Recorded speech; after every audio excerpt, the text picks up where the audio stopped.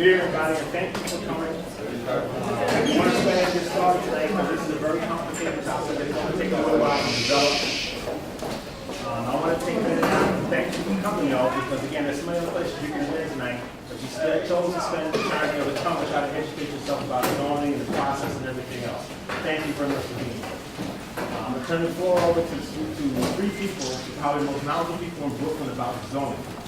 This is Richard Burak from the Brooklyn Borough President Eric Adams' office.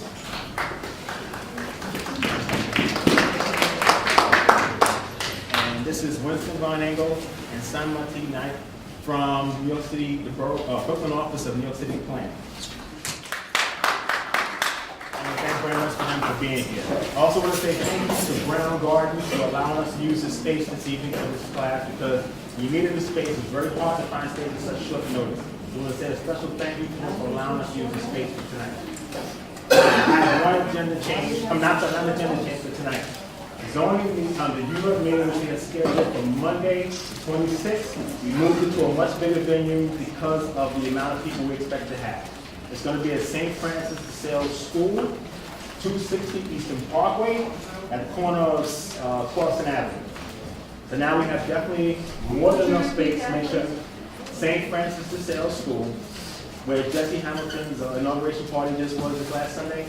The address is 260 Eastern Parkway, at the corner of Clawson Avenue. Everything else is going to stay the same, the time starting and everything else. Just the place is going to be. That's Monday. Monday night. Yeah, it's on Eastern Parkway, but it's at the corner of Clawson Avenue. St. Francis de Sales School. Process. Yeah. That's for the European money. It should be posted at the website. That takes it maybe a day or so. It's already there. Oh, okay, good. Great. Okay, without further ado, I'd like to turn the floor over to the folks who actually do the training tonight. Good evening. I'm going to walk you through is the public review process for the application. It's still in a public way before we get to this process. Very important. It's in a public way and a lot of different interactions before we get to this. But when the application that would be worked on to develop a rezoning, when it's deemed technically complete, there's a process in a very public way. I'll walk you through that when the slide comes back on. Oh, wait. I'm not getting on. No. Is it still, no, you have to reopen. Oh, no. I haven't touched Is it locked in? Is it powered on? Okay, bear with me for this moment. So I'll do a drop without the slides. So the public process was created so that there would be a sense of accountability to the process, a sense of time frame, a sense of getting it. Excuse me, could you move forward or speak up a bit more, please? Sure. All right. So basically, the public process, the idea is to be very accountable and to have a set time frame. So we have 4 players in this process of taking positions. In the beginning, it's an advisory position. As it moves on, it gets more official.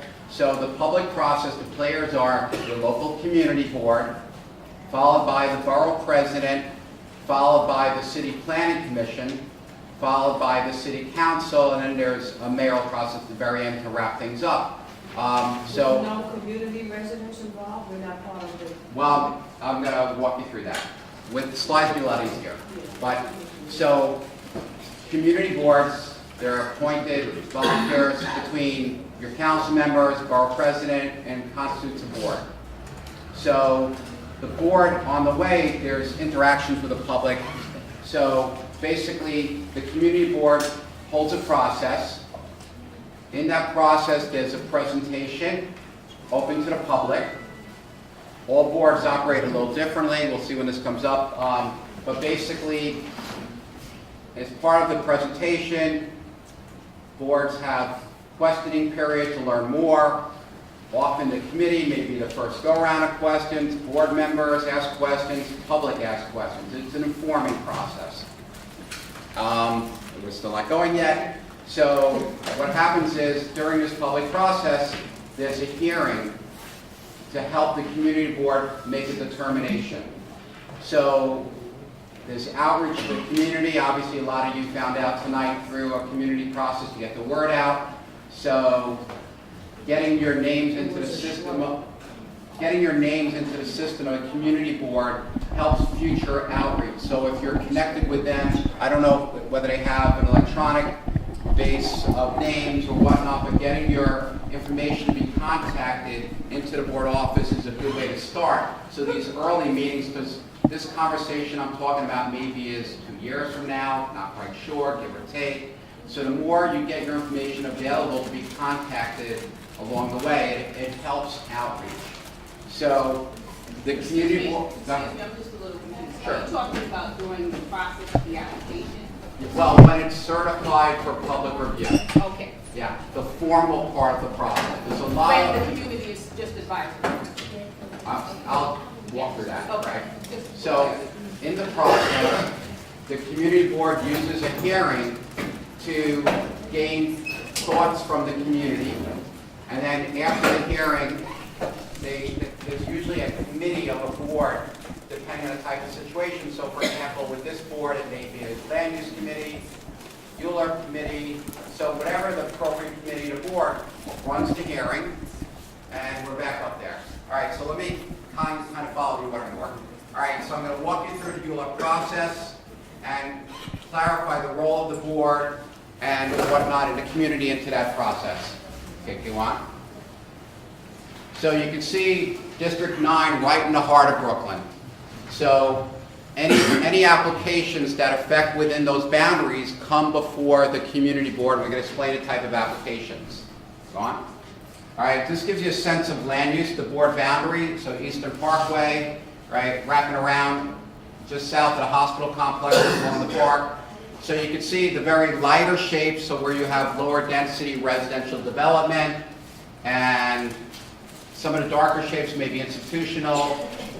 So you can see the hospital complex color. So you have a lot of lighter stuff. Some of the, I'm colorblind, I'm going to say brownish colors might be more higher density, like the development we're in today.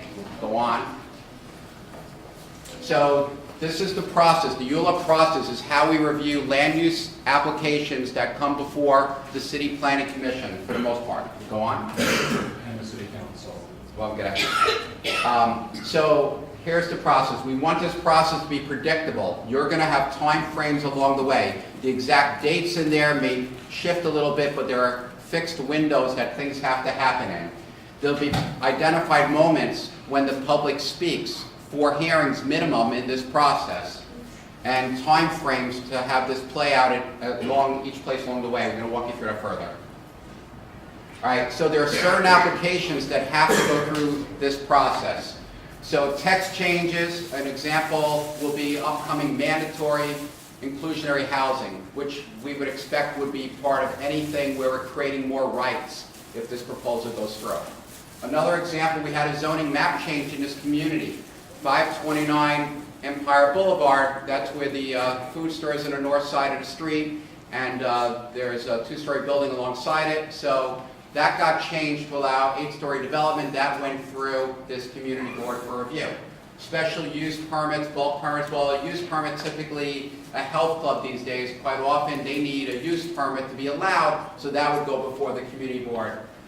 Disposition of public property, should the armory go to allow private sector development, that would have to go through a process like this. If the city were to acquire private property, that's not very often these days, but a modified version of that would be a lease of a property. So like there's a lot of daycare, senior centers, they're not in city-owned building, but it's a city contributing use. City's funding these uses. They go for lease renewals. That has to go before the community board as an example. All right, so walk through further. All right, so different ways to build. Not everything, most stuff do not go through this process. A lot of stuff that's not making you happy in this neighborhood, it's as of right. They go right to the buildings department, they pull their plans, and they build pursuant to the law. So we have other construction that goes before the Board of Standards and Appeals. Doesn't happen as often as community. The community board has an advisory role in that process. a little bit similar, but not quite the same of Mueller. And then we have landmarks preservation. You have a historic district towards the southwestern part of that. So the landmarks preservation has a process which includes the community board, but everything else beyond that that was on the prior list comes before the community board. So the idea of rezoning various up, down, neutral, height limit concepts of a rezoning action by city planning clearly comes before the community board. So move forward. Okay, so when the application is filed, now to get to a point where you can even file, there's going to be a tremendous amount of community engagement that you're going to learn about with the next speaker. Very important. Tremendous amount of community engagement. Can we stay to the speaker so people can hear the speaker? I appreciate that very much. Okay, so once the application is filed, it doesn't just sit in the Office of City Planning. It gets sent to the Borough President's office, it gets sent to the Community Board office, it gets sent to the City Council office, and it gets distributed within several agencies because the agencies are going to be reviewing this application. There'll be interaction with the applicant. In the case of a rezoning like this scale, the applicant, of course, is the city. So there's a lot of going through things to figure out, do we have all the information we need in this application to move it forward?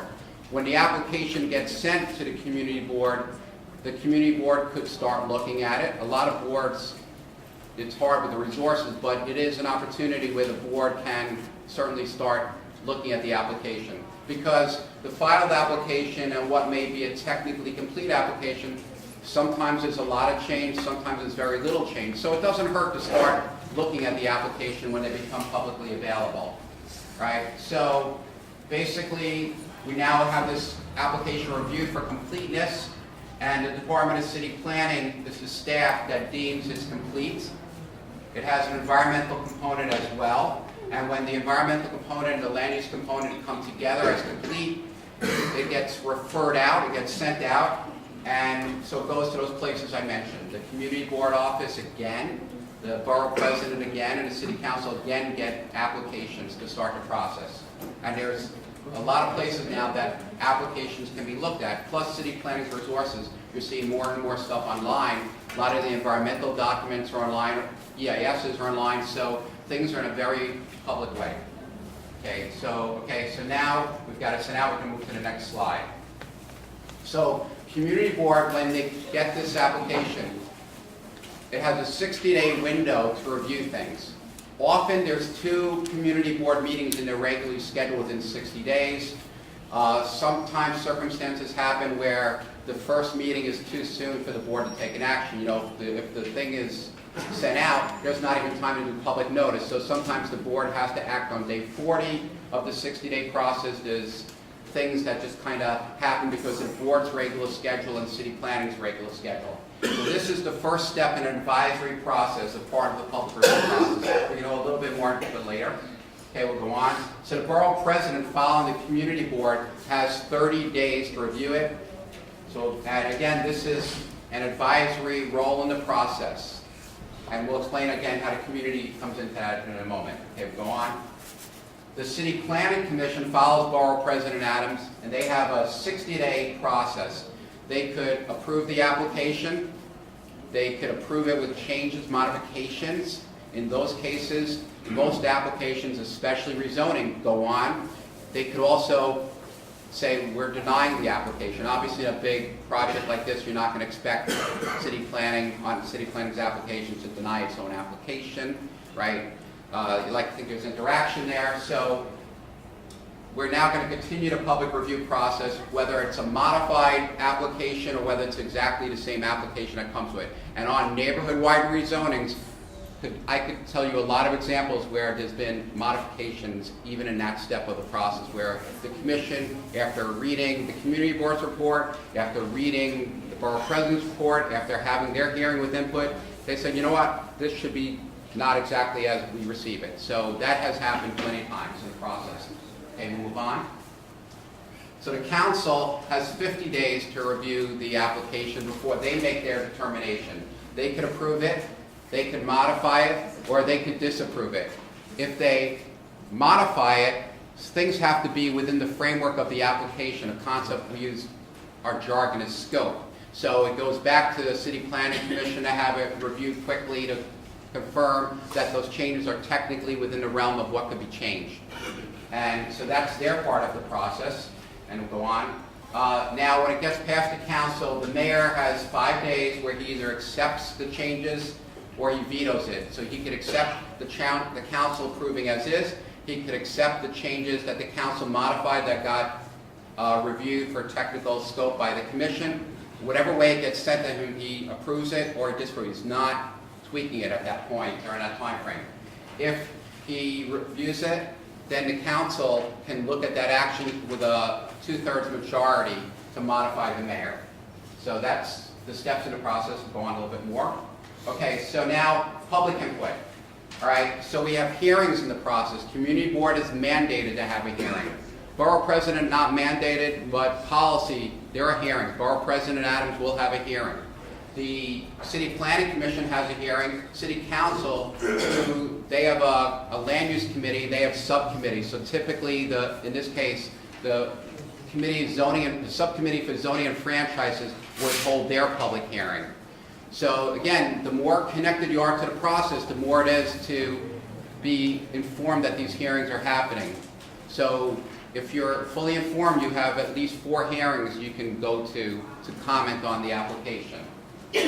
Typically, speaking time is 3 minutes, and you could submit things above and beyond your remarks. You could submit your remarks prior to the hearing. You could submit your remarks subsequent to the hearing. It's not like just because we had a hearing that your opportunity is to say more. And again, what you said at a borough president or community board hearing, your thought may evolve as you hear people. So maybe your message is a little different at the council hearing or the commission hearing as things evolve. Okay, so, you have more, you was normally have. No, moving forward. Okay. You were going to do an overview and then you were going to go into more detail. And Yeah. you already did All right. some of the details. All right, gotcha. Okay, so the community board, within their timeframe, they coordinate the hearing, they set up their committee meetings, the applicant presentations, all this, they can bring it to the full board. So on an application of a scope, you're not going to have the public hearing the same night as the board meeting. Committee meetings may hold a public hearing, or the public hearing could be a separate night, and then the committee could have a subsequent meeting to discuss what they've learned through the public hearing process. A lot of ways to approach this. Okay, so we'll go on. So the board, so once they get the application, they have to put out that public hearing notice to get the word out in an ample time frame. I mentioned earlier about applicants making presentations, followed by dialogue. The presentation, again, could happen at the full board meeting, could happen at a committee meeting, could happen more than once, depending on the complexity of it. It can happen at the public hearings. There's a lot of ways to do this to get the word out. Okay, go on. Okay, so when the public hearing begins, best practices, having sign slips, and because you're signed in, then typically within the order of the speaker slips, sometimes it's mixed, a little bit pro, a little bit anti or modified or whatever, so blend it out a little bit. And then usually when we've gone through all the speaker slips, look to see, is there anybody else that didn't sign up that wants an opportunity to speak? So we give people the opportunity to speak.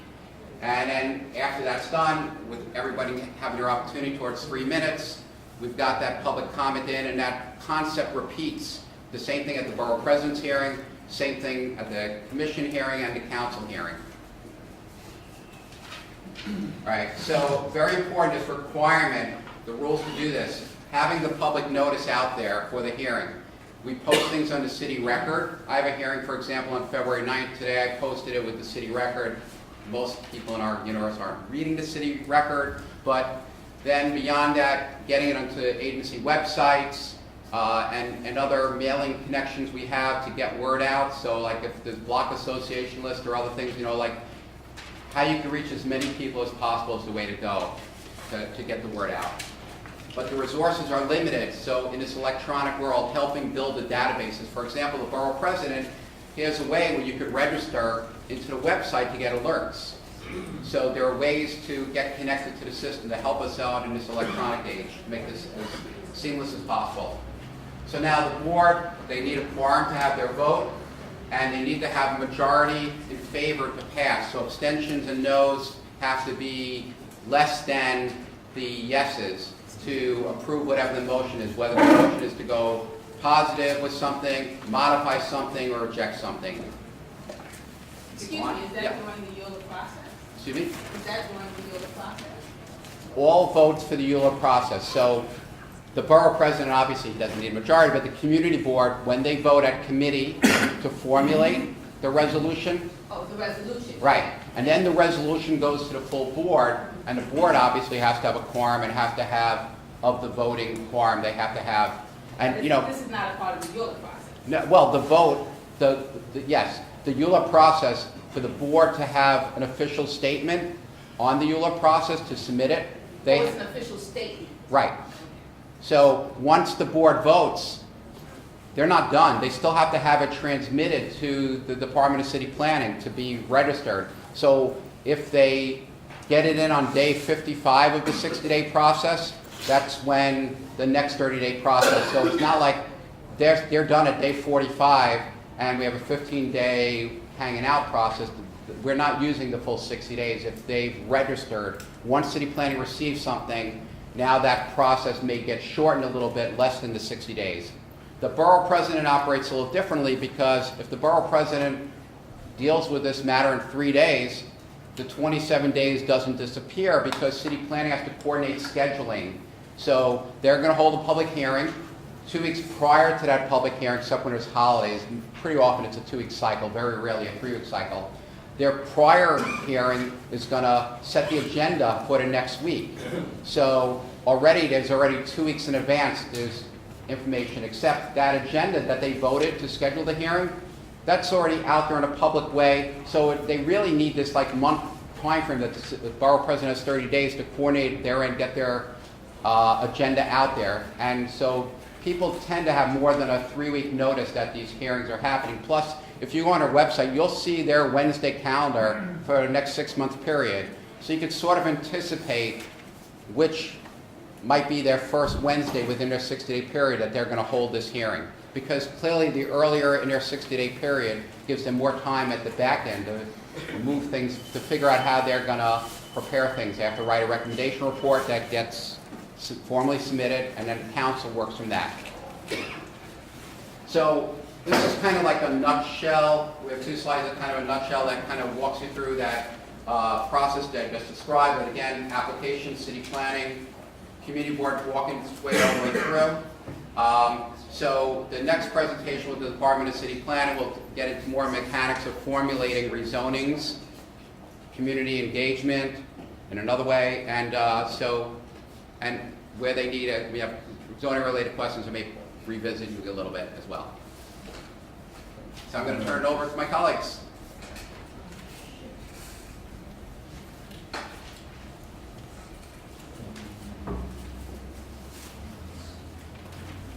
Yes, I'll take questions while we're waiting for them to set up. Is there any particular department that oversees the process? In other words, if you have an issue, if you submit a change, I guess my question is, who's the timekeeper for this entire process? So the Department of City Planning manages the process. So when you say if you want to submit something, Right. so clearly there's 4 places you could submit ideas during the process. I mean, clearly before we get into the process, there's plenty of interaction moments. But during that process with the community board, their process again doesn't end until their vote is transmitted. Right, but my question is, who oversees the Well, the entire- Department of City Planning, they're receiving, right, the community board's procedural aspects, that's not overseen by the Department of City Planning. So for example, verifying that they had a quorum and, you know, how they took the vote, that's not the role of the Department of City Planning. So that's a slightly different issue. So basically, what you're asking about time in terms of community interaction with it, I just want to get that clarified. No, The clock. Who keeps the clock? Well, the Department of City Planning, once they receive the doc, if the community board votes, I've seen this happen, they didn't submit their recommendation. What happens is the 60th day in the process comes, community board still doesn't submit the process. Community board is done. They can still submit, by the way, but their 60 days is up, if they submit on day 65 because whatever glitch happened, we've seen it happen occasionally where it just, we've had a few applications not submitted despite the vote. You know, maybe vacations, whatever it was. So city planning, they register that process. Once they certify it, the actual process clock starts 9 days later. So they have, and on their website, they have a way that you can look at the public to see, you know, if things are set up a certain way. Like I could go monitor, gee, when is the borough president due? So I'm checking to see when did they record the community board's vote, because I gotta know when my 30 days up, because I don't want to be late for them, and I actually want to be early for them because they have to do their own internal stuff to brief, so I try to be early when I can. Go ahead. If we could go back to actually one of the slides while we're getting ready, because I just wanted to make sure we kind of marry what's going on here with what was presented on the slide. It was a slide with the timelines and the different agencies. Right, You mean one of those last slides? Right. It's number 20. Is it easy enough to go back to the other presentation? Before that. Go. Yeah. Yeah. That way. Okay, so I just wanted to kind of marry what we're going through right now with the slide. So, okay, going back, you see the mayor has his, I know before you had said, well, the city council has a vote, city planning commission has a vote, borough president comes in an advisory capacity at that point, correct? Right. Community board in that third, fourth block. Yeah, they have an advisory capacity, Up to yes. 60 days. City planning, you have the review. That's Where- like the pre-process, right? Right.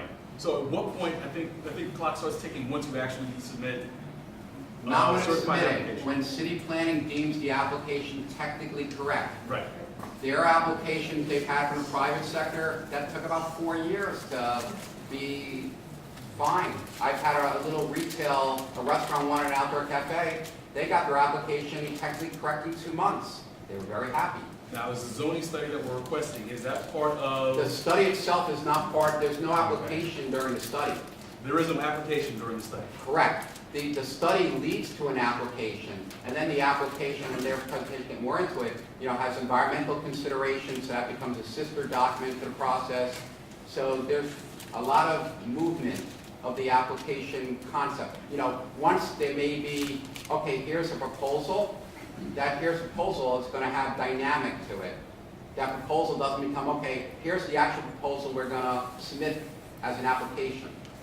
There's going to be a lot of fluidity to that. And what's the step, is there a formal step that happens in between the community board saying, okay, we like this proposal, we want to submit a formal application, or? I think their We're mixing presentation things will up, get, Right. yeah, let their presentation happen for that. That's fine. Just want to minimize, take the last two because you can come back to me after the done, but I want to make sure they've had time and they're going to generate a lot of questions, so I just want to. My question is actually quick. Who can put in an application? Is it only the community board? Who No. sponsor, who And- all and the it- applications? So applications kind of cost a lot of money. So developers do applications, right? We've had nonprofit affordable housing get involved with applications. Civics kind of, to a certain extent, have done applications, but in one case, a civic was able to work closely with city planning to take over their application. So actually, the city submitted it. That was in Cypress Hills. So, like borough presidents, we tried one application with a waste transfer stuff 8 years ago, Richard, but So the charter says any person or organization can make an application, right? There are certain requirements for an application. When you make an application, they differ by type of application. But as Richard has explained, we've had a variety of applicants. The city is a major applicant, as well as private entities are major applicants. Some of those are small property owners, some of them are large property owners or developers. So it's, or businesses, right? we just haven't seen a lot in this particular district, guys. Are you aware that Professor Tom Gotti, Going very well. of urban planning at Hunter College and a former city planning employee, has described the Mueller process hearing as a complete waste of time, and that he is happy he has never had to spend another entire day to speak for 3 minutes where his views will never be considered. He stated that to us 2 weeks He's ago. entitled to his opinion. Early in my city planning career, I'm in a book, I'm listed as an Ed Koch renegade, so I'm kind of like a community person in government, and Borough Hall's allowed me to do that. We've had a lot of success for communities in this process. We've had very nice outcomes. I mean, if I could say something to that. Yeah. The City Planning Commission publishes videos of the review session and the public hearings on its website. So you can actually see what those meetings are like at any time of the day and night. See the public hearings and watch the commission interact with people who do ask questions, who do give testimony. We have examples of people, community boards, community residents, anyone, making very convincing testimony to the commission, bringing up facts and figures that were not known to the commission before that. So the commission, there are 13 members. They're human beings. They're architects, they're planners, they're housing advocates, they're engineers. They listen and deliberate carefully.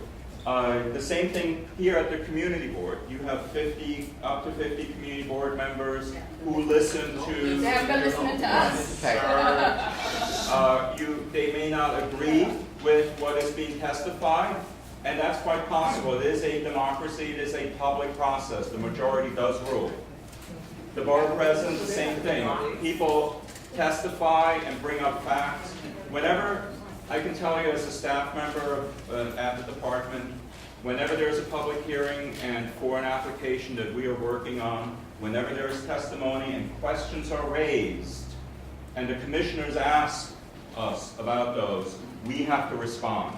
And if you actually, Richard explained the process of the 2-week interval. So if the commission actually holds a hearing on a Wednesday,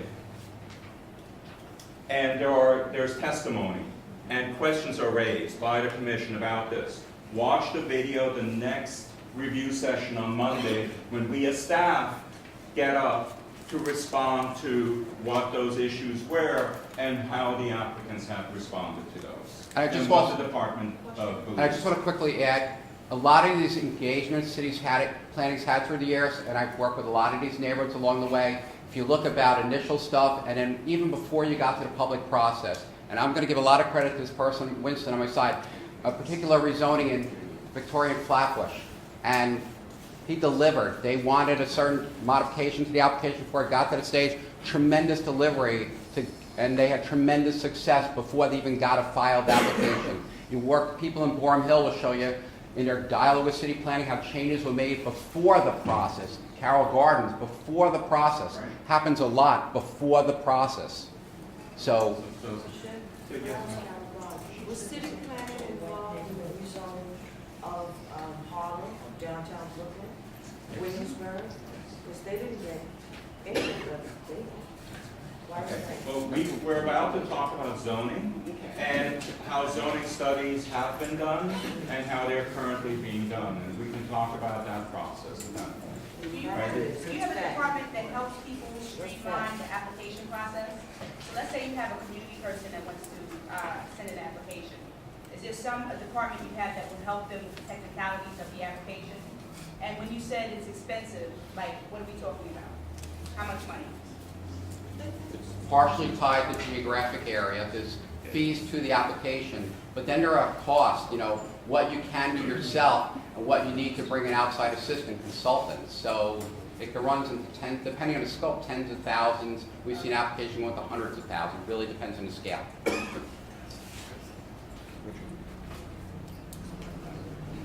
you want to keep questions? you're part of it. I think I'll stay. I'm going to stay to the end. But I think let's move the presentation and we get to take questions, not just about my presentation. All right, one last, but then I really want to get into the other presentation and we can come back to all this all over again. So my question is related to the ruler process. I know you've both been in Brooklyn a long time. So out of all the neighborhood-wide rezonings that have been done in Brooklyn over the last 10 or 15 years, and I'm sure there have been probably at least a dozen, in how many would you say the community board has voted against, to recommend against a rezoning study once the application was complete? I can't say off the top of my head, but I can say certainly with modifications.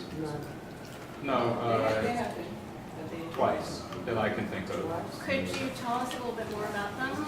Well, let's go through you know what, Richard is talking about Euler itself, and somebody is about to start explaining zoning, right, here, and then is going to show an example of a study, and then I'm going to talk about how we currently do studies, and at that point we can talk more about larger area-wide studies. No, We'll I have to- just want to know of any instances where the community board has voted to recommend against an application that was a completed application by city planning. You said twice, so I'm just wondering if you could tell us, like, what were those communities, or like briefly, what was the reason that they were voted against? So it was, that I can recall, at Dumbo Okay. and Brighton Beach. Okay. And eventually, Dumbo eventually did get approved, and Brighton Beach was withdrawn. Okay. Withdrawn. Withdraw because of criticism, from resident and, family-owned business, whether it is long-time or Russian-owned, resident, immigrant-owned. They say they're gonna change the way they face the neighborhood. But the other problem is the upzoning, threatening Neptune, Ocean Parkway, Coney Island, and Brighton Beach avenues to get gentrified. That doesn't happen. That's right. But they did approve the Coney Island amusement zoning. That's right. Okay, so shall we go on to zoning?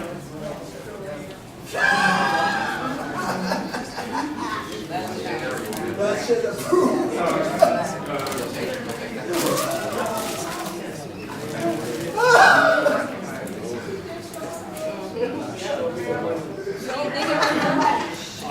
We got some people talking, let's give them a chance to speak, please. Thank you for having us here, and thank you for coming out to listen to this. I think I'm pretty loud, no? You can stand here. Okay, I'll stand Look here. closer, yeah. So, some of you are aware, we had a similar zoning presentation for the members of community board a few weeks ago, and it was very good. It was pretty well attended, and we answered a lot of questions, and so we are very happy to come out here and do the same thing with members of community. So, just start, Richard just talked about the Euler process, so we'll just get to Department of City Planning, the roles and responsibilities. So what is the primary thing that DCP does? And the primary job is to advise and assist the mayor, the borough president, the city council on matters related to physical planning and public improvement. For example, the capital budget planning, the housing plan are some of the examples. The second is we provide staff assistant to City Planning Commission. And this is where we were just talking about ULURP applications which go to commission. So the staff presents the applications in front of City Planning Commission. We answer any questions which they have, and we provide reports. And also be the custodian of city map, which is to update the city's official map. So we also conduct studies and rezoning studies, which we are talking about and which is the subject matter of tonight's presentation, and collect data to serve as a basis for planning recommendations. And examples are contextual rezoning studies similar to Crown Heights West, which is to the north, and other rezonings we mentioned. Community plans like East New York, waterfront plans, and population and economic data collections. We provide professional and technical assistance to community boards, which is either giving technical or staff assistance to community boards, conducting training sessions and presentations similar to what we are doing right now, and assist the mayor in preparation of strategic plans, and housing plan currently as an example of that. So what is zoning? Definition of zoning is it's a law that regulates the use of private property. So essentially it divides land into districts or zones. So the three primary things which zoning does is, number one, it regulates the use of the land. Number two, the building form. which is how wide or how tall a building can be. And number 3, its density, how large a size, how much floor area a building can have. So these are the primary fundamental 3 things which zoning regulates. Next, please. So what is the purpose and nature of zoning? So considering the 3 things which we just saw, zoning is a tool to manage density. It helps to protect areas which are really low, like single family neighborhoods, maybe to keep it that way. It controls residential, commercial and manufacturing uses. What it means is, for example, in a predominantly residential areas, we don't want a use which is incompatible with residential uses. For example, manufacturing uses or very heavy commercial uses. So by placing these zoning districts in place, zoning helps protect uses which are not compatible with each other from springing up. And also provides for public benefits like incentives for affordable housing, for plazas, for providing access to waterfront development, street planting and other things. Next. So what zoning does not do, it does not regulate or control the aesthetics of a building. It does not guide on what type of building materials, what type of fenestrations, openings, the materials of the door. It does not preserve a building or structure. It does not regulate a particular brand of business. For example, it does regulate, okay, you can have commercial use, for example, or local retail, but it does not say what kind of a store or what kind of a restaurant is allowed or not. If restaurants are allowed, all types of restaurants are allowed. And yeah, retroactively discontinue a use. It does not. So how zoning resolutions are enacted and applied. All zoning changes must be publicly approved through ULUR. Department of City Planning maintains the zoning resolution. Department of Buildings interprets and enforces zoning. So what it means is there are times when people have questions like my neighbor has built a garage in the backyard and I don't think that's allowed. So this issue would, it falls under Department of Buildings jurisdiction because they are the ones who enforce zoning, they are the ones who regulate, enforce and interpret zoning, so they would be the one who would be issuing a violation, for example, if that is the case. The boards of standards of appeals, that is, for example, if a property owner has a hardship, economic hardship, which is caused because of zoning. So they can go to the Board of Standards and Appeals and ask for a variance to allow them something which ordinarily zoning does not allow. So that is what is called BSA variances. So this slide shows a zoning resolution that's just the cover of 1961. And this is the resolution which established the 3 zoning use designations, which is the residential, the commercial and manufacturing. And most significantly, it created rules and regulations which allow and encourage the towers surrounded by open space, and which is the kind of developments which we are talking about in the neighborhood. So the 3 zoning use designations, residential, commercial and manufacturing. So going residential districts, we have 10 residential districts from R1 to R10, and they allow a varying degree of density and of bulk, and they allow residential and community facility uses. Next, please. So commercial districts, we have C1 to C8. There are 8 districts, and again they are categorized into local retail, regional retail, and central business district. So local retail would be kind of retail uses which you would see in a neighborhood or want to see, some place where you just want to go out and have the kind of uses which you would like nearby when you are living in a community. Regional retail is kind of retail uses which cater outside of the immediate neighborhood. So you can have like several surrounding neighborhood residents need some kind of uses which fall into category of regional retail. And the third, which is central business district, these are the areas like downtown Brooklyn, Manhattan downtown, where it's citywide. It caters to a large area. manufacturing districts. So there are 3 zones: light industrial, medium intensity industrial, and high intensity industrial. Manufacturing uses do not allow residential uses at all, and they allow some community facility and commercial uses. So we just covered the use part of zoning. So this is the bulk regulations, which covers the second and the third points we talked about in our first slide, which is the density and the building form. So density, when we talk about density, there's a term which you will hear frequently, which is the floor area ratio, and we will cover it in our next slide. So what is a floor area ratio? Essentially, a floor area ratio, or FAR as we call it in short, it helps to calculate the amount of floor area which you can have on a particular lot. So the way to calculate it is, let's say you have a FAR of 2, then to calculate the floor area you can have, you would multiply the floor area ratio 2 by the lot size. So the pictures on the top is an illustration of how FAR works and what kind of building and different types of buildings that the same FAR can produce. So we have taken an FAR of 1, and the lot size is 10,000 square feet. So in the first picture, if you have a FAR of 1 on a lot of 10,000 square feet, 10,000 into 1 is you are allowed to build 10,000 square feet of building. So if you build a building on the entire lot, which covers the whole complete 100%, you would have a 1-story building because it's a 10,000 square feet which you are allowed. If you build only half of the lot, which is 50% ground coverage, then you will have 2 floors of 5,000 square feet each, and you will have a 2-story building.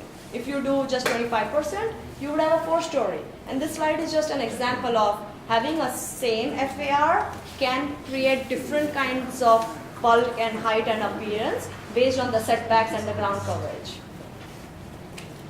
Building form. Now this is the what we call the height factor regulations, or tower in the park kind of buildings. These are the buildings which are encouraged by 1961 zoning. So the figure on the left is an example of height factor or tower. So the zoning regulations for height factor say that after a certain base height, which is shown in the dotted lines, there is a plane which is shown again, like you will see the blue plane. So that's called the sky exposure plane. So simply put, what it means is that you cannot have a building which penetrates the sky exposure plane. So you have this and this. So within that, basically you can do anything.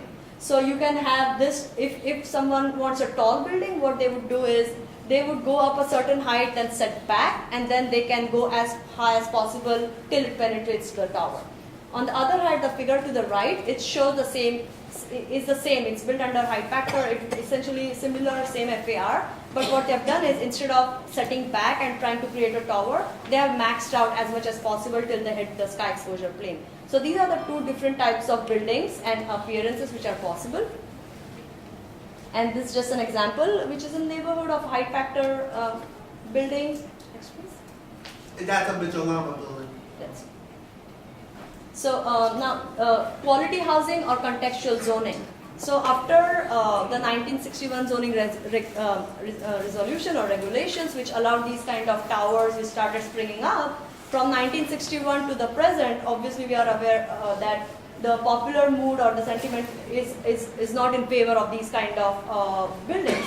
So in response to that, in 1987, city created new regulations which allowed for what we call is the contextual zoning districts. So basically contextual zoning districts have a height limit or maximum height limit. So if you have a contextual zoning district, no matter what, you cannot exceed the maximum cap which is for that district. And as an alternative, in case of the in case of the height factor zoning districts which were in place from 1961, the city created what we call is the quality housing option. So what it means is, in all the quality height factor districts which have number R71, R72, the developer has an option to build under the optional quality housing regulations, which are essentially very similar to contextual zoning. They have maximum height limits also. So this was a way to help create more contextual buildings. So I'll just read out quickly. So the zoning, this was created to reflect the existing built context and also preserve the existing character. It includes height limits, curb cut restrictions, has street wall lineup requirements. What it means is that the building cannot be set back beyond cannot be set back more than what is the adjacent buildings. So this helps in the continuity. This helps in like you're walking and suddenly there's not a huge setback, which creates empty spaces and is not very pedestrian friendly. And then, so as I said, quality housing option is optional, is available in all mid to high density residential districts, and it is required in all contextual districts which have a letter suffix, which is R6A, R6B, R7A, any letters. It has maximum height limits, period. You cannot change that. So this figure it's a very nice illustration. It gives you an example of what you get out of a height factor district. The building in the blue in both the diagrams have the same floor area ratio. So they are the same floor area, same density. However, under height factor zoning, you can have a very tall building. And then on the right side is the contextual zoning or the quality housing option, which you have a squat, like, a shorter building, more wider, and it is like more along the street facade and it lines up with the adjacent buildings. Please. So we ended the first section. Now we are going to Community District 9. We'll just see zoning maps for Community District. This is a 1961 zoning map. And it shows a very small portion of Community District 9 to the right of Prospect Park. And you can note that the zoning there is R8, R6, and I'm saying that because if you go to the next slide, the R8, which is a height factor district.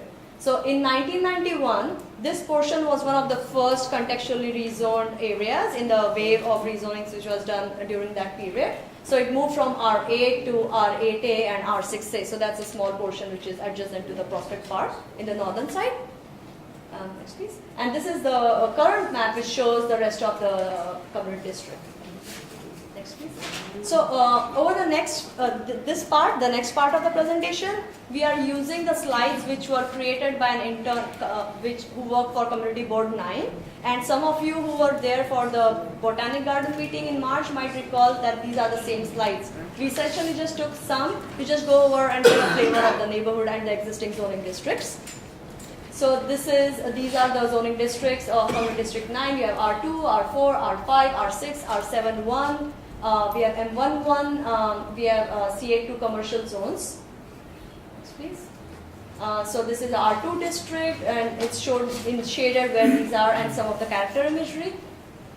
And we'll run you are very familiar with your neighborhood, so I'll quickly run fast. So this is R2 district. It allows single family homes and typically gives 2 to 3 storied single family homes. It has front yard, side yard, and backyard requirements. Next, please. Some examples of buildings in R2 zones.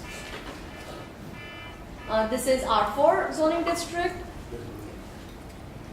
R4 allows detached and semi-detached. It typically produces 3-storied buildings. It has front yard requirements, rear yard requirements, and side yards in case of semi-detached homes. Next. And backyard. yeah, and character of buildings within the R4 districts. Please. So this is the R5 zone, and some of the buildings which are in there. So R5 zone typically produce 3 to 4 storied buildings. It either has 3 to 4 storied homes or smaller apartment buildings. It's denser than the R4 and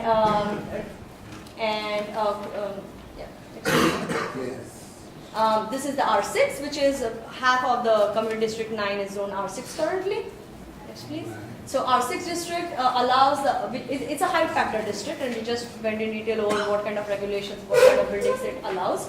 So it is governed by sky exposure plane, and it allows a 2.43 residential FAR or 4.8 of community facility FAR. So you said how much of community board 9 is zone R6? I would say like. I mean, I haven't done, I just said it like half maybe or less than that. Less than, yeah. And there's no height limit on R6, correct? Yeah, but I haven't done the math, yeah. Wait, there's no height limit on R6? No.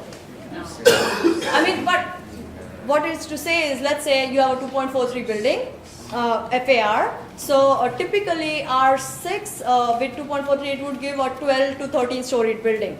So it's That's what typically. But isn't it true that if you look at our community, that most of the buildings are around 6 to 7 stories?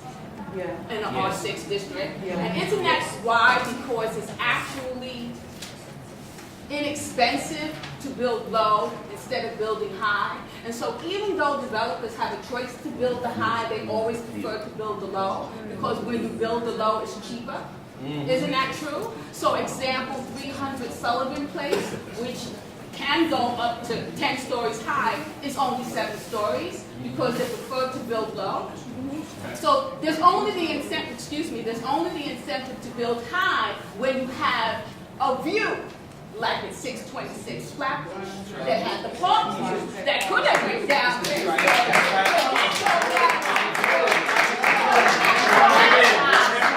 Okay.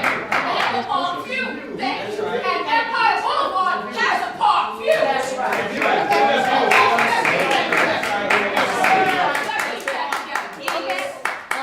So, Am can you I move right on? or am I wrong? Could you finish? Am I right or am I wrong?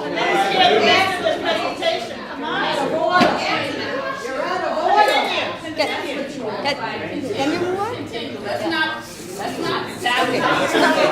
Okay, so this is an example of our R6 height factor district. Yes. Yeah, next please. So this is the quality housing option which is allowed under R6, and these are the kind of buildings which if you use the quality housing option, then you can get, which is like smaller, not really tall, and it allows 7 stories, which has a maximum height limit of 70 feet. Next please. And this is the R6 say contextual zoning district, and it allows a maximum of 70 feet, or it typically creates 7-storied buildings. Next please. So R6 district, Eastern Parkway, some images. You can, some more images. And R6 district, like this is really low, so it can contain typically contains a wide variety of residential building types. Next please. This is the R71 zone, and because R71 zone regulations are very similar to R6, I won't go the next few slides in detail because it's the same thing what I just mentioned. So we can just, it's like R6 allows 2.43 residential FAR, R7 allows 3.43 residential FAR, so it's higher. But they allow the same community facility maximum, which is 4.8. Yes, please. Again, R7 also allows a quality housing option, which is similar to R6, which has a maximum height limit. Examples of buildings which are in the R7 district in Community District 8. Next, please. This is the proposed development, which is coming under R71. Thank you, Eric Adams, for that. Next. Thank you, Eric Adams. Yeah, this is the existing character of buildings within R71 district. We can keep rolling. So this shows the commercial district CA2, and we have 3 of these. Next please. And this slide shows what is allowed. The commercial district CA2 is a heavy commercial district, so it allows for auto-oriented uses, gas stations, and other heavy commercial uses. Typically, CA2 district is used more like a transition between manufacturing and residential areas. So it's not really a area which is very conducive to be next to like a residential zone, and it is a height factor district, so it does not have a maximum height limit. So you can see that after a base height of 30 feet, there's a sky exposure plane, and building can go as high as till it doesn't penetrate the sky exposure But it is plane. classified as a low density. Can I just add one point? In that district, we have the same 2 FAR district. For example, in Gowanus, if you drive along Union, you're going to see a Holiday Inn Express. It's 8 stories because they had a through lot, and they purposely chose to cover a quarter of the lot. They got to 8 stories, and I can show you other examples for hotel use where it makes sense to do a small floor plate. I can get pretty tall in a CA2. Yeah, but the price is not the same. The land value is not the same. Correct, That correct, makes the difference. but I could do that today. I could build very tall today. And they haven't done it. Yeah. Because it's not cost effective. Uh, Land on Empire is much more expensive than that. So Fine. CA2 We have to take allows. everything into consideration. So CA2 district allows a community facility FAR of 4.8. So essentially, if you have a building which has some community facility, a school or some commercial commercial and community facility mixture. So you can have a same height as R6. There's no difference because you see, we remember the density FAR slide which I said, as long as you have like a large enough size, you will have a maximum of 4.8 FAR in CA2. So if you see in terms of FAR, there's no difference between R6, R71 and CA2 if you have a building which is a mixture of commercial and community facility. So you can go as tall as possible. Why it's not happened, I don't have the answer to that, but I can just say it's possible. Next please. So these are examples of buildings which are on Empire Boulevard, the storage, which is predominantly storage and warehousing and commercial fast food chains currently. Next. And those rights go back to 1961. It took about 55 years for the storage industry to decide that they wanted to take advantage of the zoning, right? So that's what you have now as the highest and best in the CA2 for now. But Right, unless it gets residential. no, if Unless it it stays gets this higher. way, if it stays this way, the hotel use is the next evolution. Yeah, right, okay. Okay, so we'll move on. The next part of our section is DCP resources. So I will just run through what all online information is available on our website.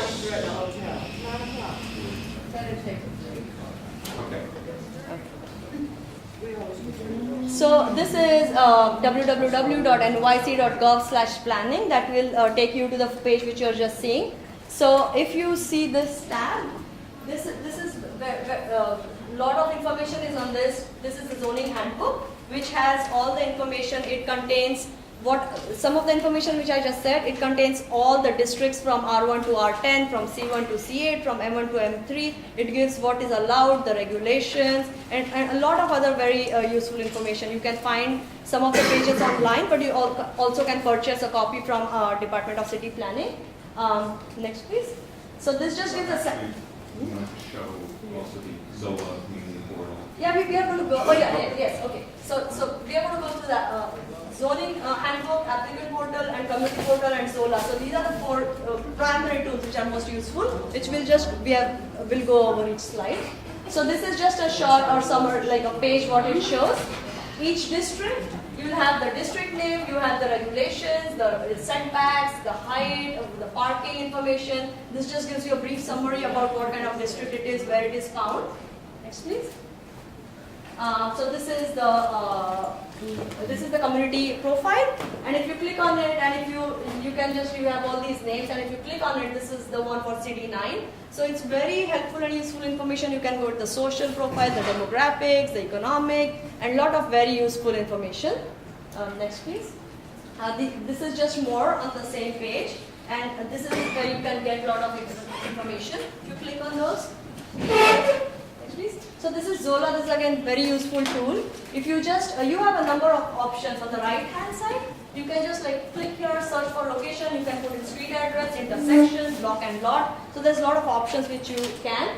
And then there's more information. You can just check in if you want zoning information, land use information, city boundaries, landmark areas. A lot of information if you want to see more about your neighborhood, the uses, the historic districts, what all is available out there. There's a ton of information, and the address just comes up, and then you'll get more information on the side. So I encourage you to go and explore this tool because it gives you a very good idea. Next, please. We have sort of ended our zoning presentation.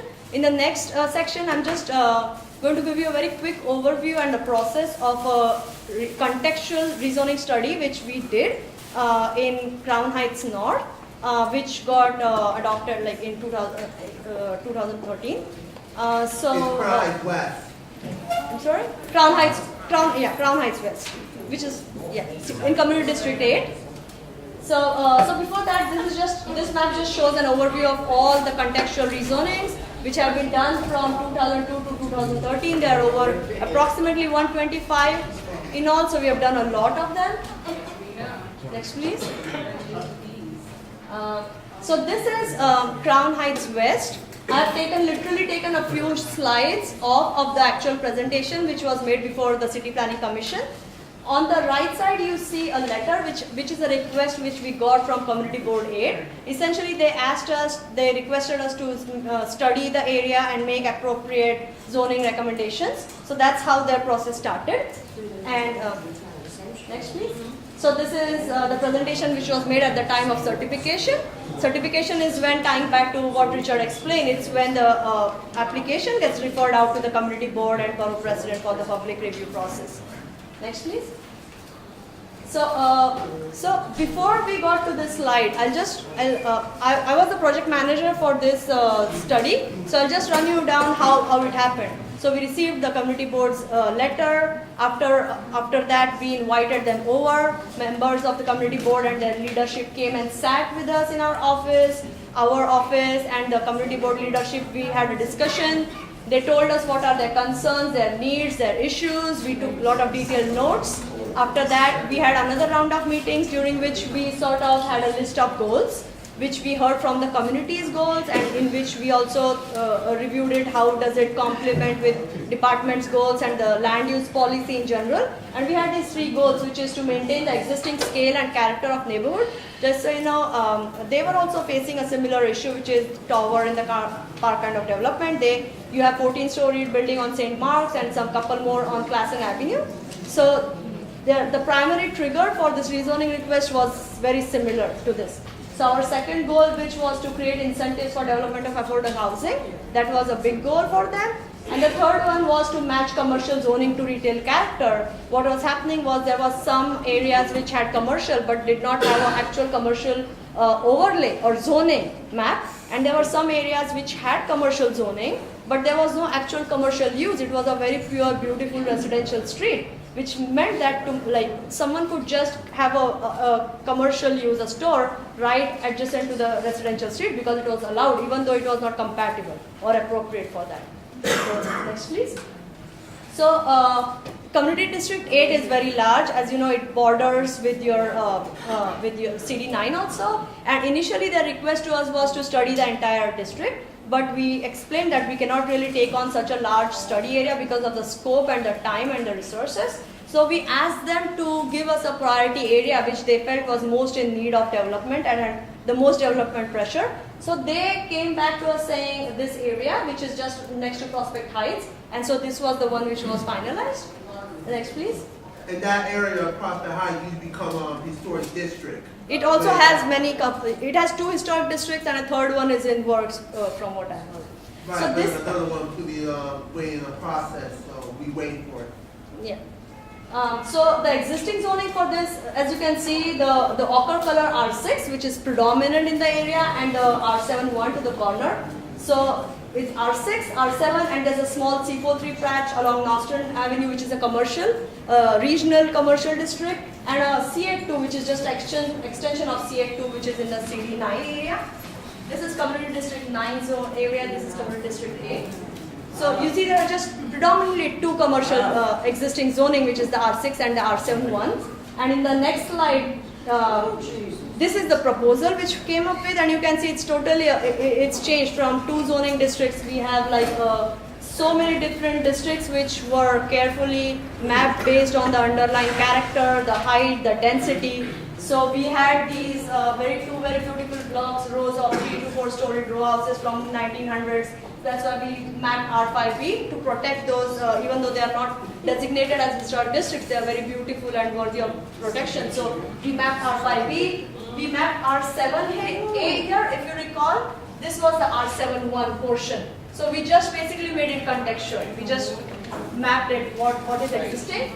Then we mapped R6As and R6Bs, R6Bs towards the initial, and then we mapped R7A and R7D. These are the areas where we upzoned slightly, and this was to accommodate affordable housing. We explained to the community board that in order to get affordable housing, we have to upzone slightly. You cannot get affordable housing without upzoning, because affordable housing you need to give some incentives, otherwise you cannot get. So these were the areas which we identified after discussions with the community board. And so these address the goals which we started out with, the various jigsaw puzzle kind of districts, protect the existing scale and the character. The affordable housing areas are mapped to create incentives for affordable housing. And then you see, for example, matching the zoning to better reflect retail character. Just for example, in the existing zoning, there was no commercial overlay here. But when we went out on the site visits and studied, we saw that there was a nice areas which are vibrant and in use. So we mapped commercial and commercial overlay here. And I'm sorry, by commercial overlay, these are the commercial zones which we map typically in residential zones to allow local retail. So whenever you see these black hatched rectangles with dashes and dots, they typically allow ground floor retail with residential buildings above. So you get the mixed use character which you see on most thoroughfares and major avenues. This is how they get the commercial overlay which allows ground floor commercial and then residential above. And so overall this was a process, and we didn't come up with this plan at the first draft.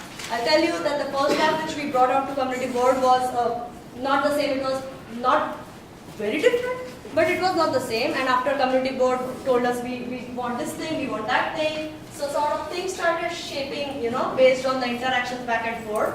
And then we also went to local council members. We took their input. Again, we went back to our computers, did some tweakings and revising. Again, at the same time, we have to make sure also it is sound land use planning principles. We do hear community concerns, we do take very detailed notes, and we try our best to accommodate everything. But however, we also have to filter it with the land use context. Just because there's a request, unless it's also matched with a sound policy or a sound land use rationale, we cannot accommodate every request. It has to be a balance. There are a number of lenses or a number of layers which we put on before we come out with a proposal. There's the land use study, actually what use is where. There's the density, where's the low density areas, where's the high density areas. There's the height, which areas low, high. Whether there's a transit nearby, whether the streets are wide or not, what is the context. So there's so much of this actual physical land use rationale which comes into play. Then there's another layer which is the community needs, what are the community's issues, is there any overriding concern. Then there's what the local electeds, what do they want, and what is the overall city policy. So after all these things, what happens together is a balance, or we try to come up with a proposal which best addresses all these things. So at the end, no one party is 100%. It's very difficult that one party can have 100% of their checklist, matched. But we just try to do our best to match with everything, and at the end, that's what is our goal, to have a consensus and agreement and try our best to meet with as much goals as possible without compromising the city's most important policy and the land use principles. Is this happening during the study? I'm sorry? Is this happening during the study? This is done. This is already No, adopted. actually, is this all this negotiation, looking at? This happens during the outreach, community outreach. During the study? Yeah, I just detailed how it went. Yeah, So, you said one of the, Sorry. Sorry. Go. Yeah. one of the things that you mentioned, you said, create incentives for affordable housing. Can you point out some of the things that have to be, is commercial space part of the incentive? That was, No, not in this contextual rules. Rezoning, the district map is R7A IZ. So what it tells us, if the developers provide 20% affordable housing, they would get a slightly more, a bonus FAR. so that was the upzone. That was the incentive, that was the upzoning. And that's why I'm saying, without get them, if you are a private property owner, if you are not going to get some incentive, a bonus floor area, you're not going to provide affordable housing because it costs money. So it is a give and take. It's not something which, it's a give and take. It's a private property. We cannot impose, we cannot make people to provide 100% affordable housing unless it's a city property. Although we're about to. Though, yeah, the city is in the process of making affordable housing mandatory, and which is what in Crown Heights West, that was the biggest issue which people had, is like, why are you not having it mandatory? And now I think we are on the process of doing that. So, But it's not mandatory. affordable housing. During this, currently affordable housing is not mandatory. So what it means is, in this, if you have a property in this area, you can just go and build the R7A base FAR. For example, it's 3.4, let's say, and then without providing affordable housing. But if you do affordable housing, you get 4.6. So you get a bonus FAR in addition for providing affordable housing, which costs money. I don't know how exactly the economics work, but that's a simple plan. So, next, please. Oh, just one question, please? Yeah, Oh, here. yeah. Just on this map, you said the I'm sorry. R7A? R6B, Yeah. that goes up to 13 stories? No. R6 height factor district. It typically it allows 12 to 13 stories with a significant large enough lot. R6C? R6B is which is mapped here, and that allows 50 stories. No, 50. I'm sorry, 50 feet. Yes. And the R7A IZ. R7A allows 80 stories. 80 80 stories. 80 feet. 80 feet. 80 feet. Yes, 8 I'm. stories. Not stories. Or square foot. They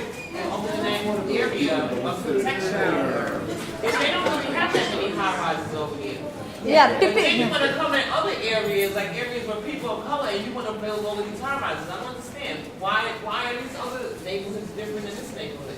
Why are they going to put all the high rises over here? Yeah, I can just tell you from, I personally haven't, what I've seen is, for example, I can give you an example of 626 Flatbush, which is, their lot shape is very peculiar. It is not a normal rectangle which is adjoining the street line. So they have these two narrow strips, and then the major portion is behind. They have very small street frontage. So for them to use the optional quality housing regulations, which would have allowed them 8-story building, they were not able to max out on their floor area. For example, you are the property owner, you would not be able to utilize the maximum floor area which is allowed by zoning. So if you would have done a contextual building there, you would have lost out on what otherwise would have been your rightful profit. But it's sticking out like a sore thumb. Yeah, no, I'm just trying to respond to you. Yeah, because someone else mentioned that most of the times, and I'll tell you, developers do go for contextual zoning even though height factor is allowed, because on a wide street they get a higher FAR. For example, in R6 height factor district, on a wide street you can have a maximum of 2.43 FAR. But if you go for optional quality housing regulations, you can get 3 FAR. So it's a simple math, 2.433. This is a higher FAR. You are able to build more and make more money. That's why developers try to go on wide street. They always go for contextual zonings, but unless sometimes the lot shape is so peculiar that maybe the contextual envelope doesn't work for them, and that is the cases where I've seen most of the times why they do it. So how does one make it mandatory to have affordable housing be a part of a development?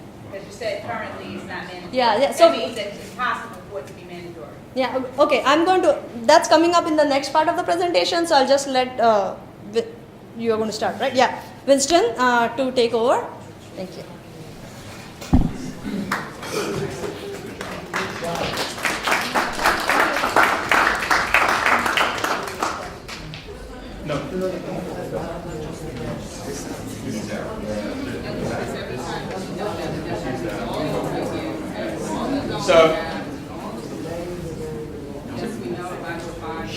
So I'm going to tell you about what is, so somebody did a very good presentation, outstanding presentation on zoning, as well as neighborhood rezonings as they used to be done up until the previous administration.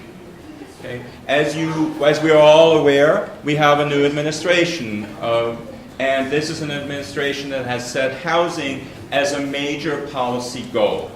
In fact, in May of last year, Mayor de Blasio announced the city's new housing plan, which is called Housing New York, a 5-borough strategy, a 5-borough 10-year plan that outlines 50 initiatives of how the mayor and his administration would build or preserve up to 200,000 units of affordable housing, and to do so by fostering thriving and inclusive neighborhoods, improving and preserving the affordability of existing housing stock, to build new affordable housing, and to better serve the needs of the homeless. So one fact is that income has not kept up with the cost of housing.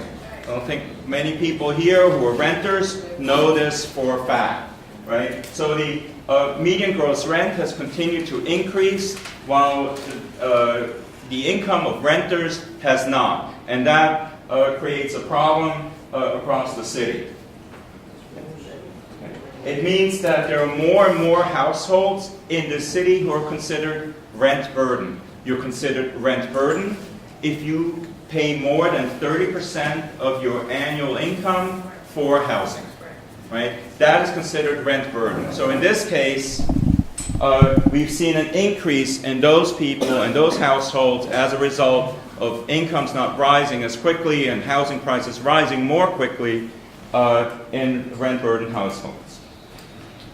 And we have stories that abound about the need for affordable housing. There are almost 250,000 families on the public housing waiting list, waiting for a public housing unit to become available. The number of homeless people is the highest it is on record, at almost 59,000 people. And that includes families with children, about half of them with children. So the housing crisis is real. There are people who are not lucky. There's most of the people in this room who have a home to go to. Thank you, developers. Okay. So the mayor's housing program foresees 60% preservation. So of that 200,000 unit number, 120,000 are preservation, taking existing low-cost or affordable government-assisted housing and trying to preserve it or preserving it as affordable housing for people of fixed incomes or lower incomes. In our community. And 40% of that 200,000, about 80,000, would be new construction. So inducing developers and having the city subsidize or mandate the construction of affordable housing. And the city subsidies would go to a wide variety of income bands for households making up to what is considered the area median income, with a majority going to what is known as low income, but a good portion also very low income and extremely low income, as well as the middle income. So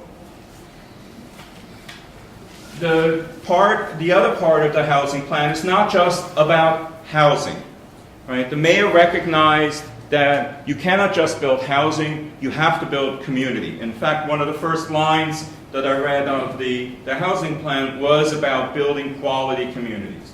So what is incredibly important is that it be comprehensive, that it not just include, the housing plan does not just include housing, it includes retail, services, and an improved quality of life, meaning things like parks, better streetscape, and education services. Nah, go back. It is a community-based process, so that we are working with communities around the city, interactive in an intensive, robust way to debate and discuss and deliberate over how we're going to build this housing, as well as the services and the other infrastructure investments that are necessary to support that housing. So the plan in the community plans include changes to land use. That's typically zoning text, investments to infrastructure and services, and as I mentioned, 120,000 homes preserved as affordable, 80,000 homes new construction, and very important, which was not done before in that fashion, is coordination with other city agencies. So we are coordinating in these community plans with the housing department, but we're also coordinating with DOT, the transportation department. We're coordinating with the parks department. We're coordinating with small business services, with the economic development corporation, with youth services, with the school construction authority, the Department of Education. All of these agents, DEP, the Environmental Protection Agency, the city's Environmental Protection Agency, that in order to make sure and assure that it is a comprehensive effort. So I want to present to you the city's first such housing plan study in East New York. This study was precipitated by a federal grant that the city received, the Department of City Planning received, under Sustainable Communities, which is a HUD program around the country to study communities to improve their sustainability. And that means not just saving energy, but it also means, especially in poorer communities, is helping them become a healthier community, a more sustainable community where you can walk to work, you can walk to shopping, you're near mass transit, to reduce our country's carbon footprint, and to actually have more wholesome communities. So this is the planning framework that we came up with over a 2-year process, over 40 large outreach meetings, many smaller meetings with the community board, with our advisory committee, with elected officials. And if you know East New York, this is the study area here. This is Bushwick over here, Ocean Hill and Brownsville. This is Atlantic Avenue over here, Conduit Boulevard leading down to Kennedy Airport. And this is Cypress Hills and Ridgewood neighborhood.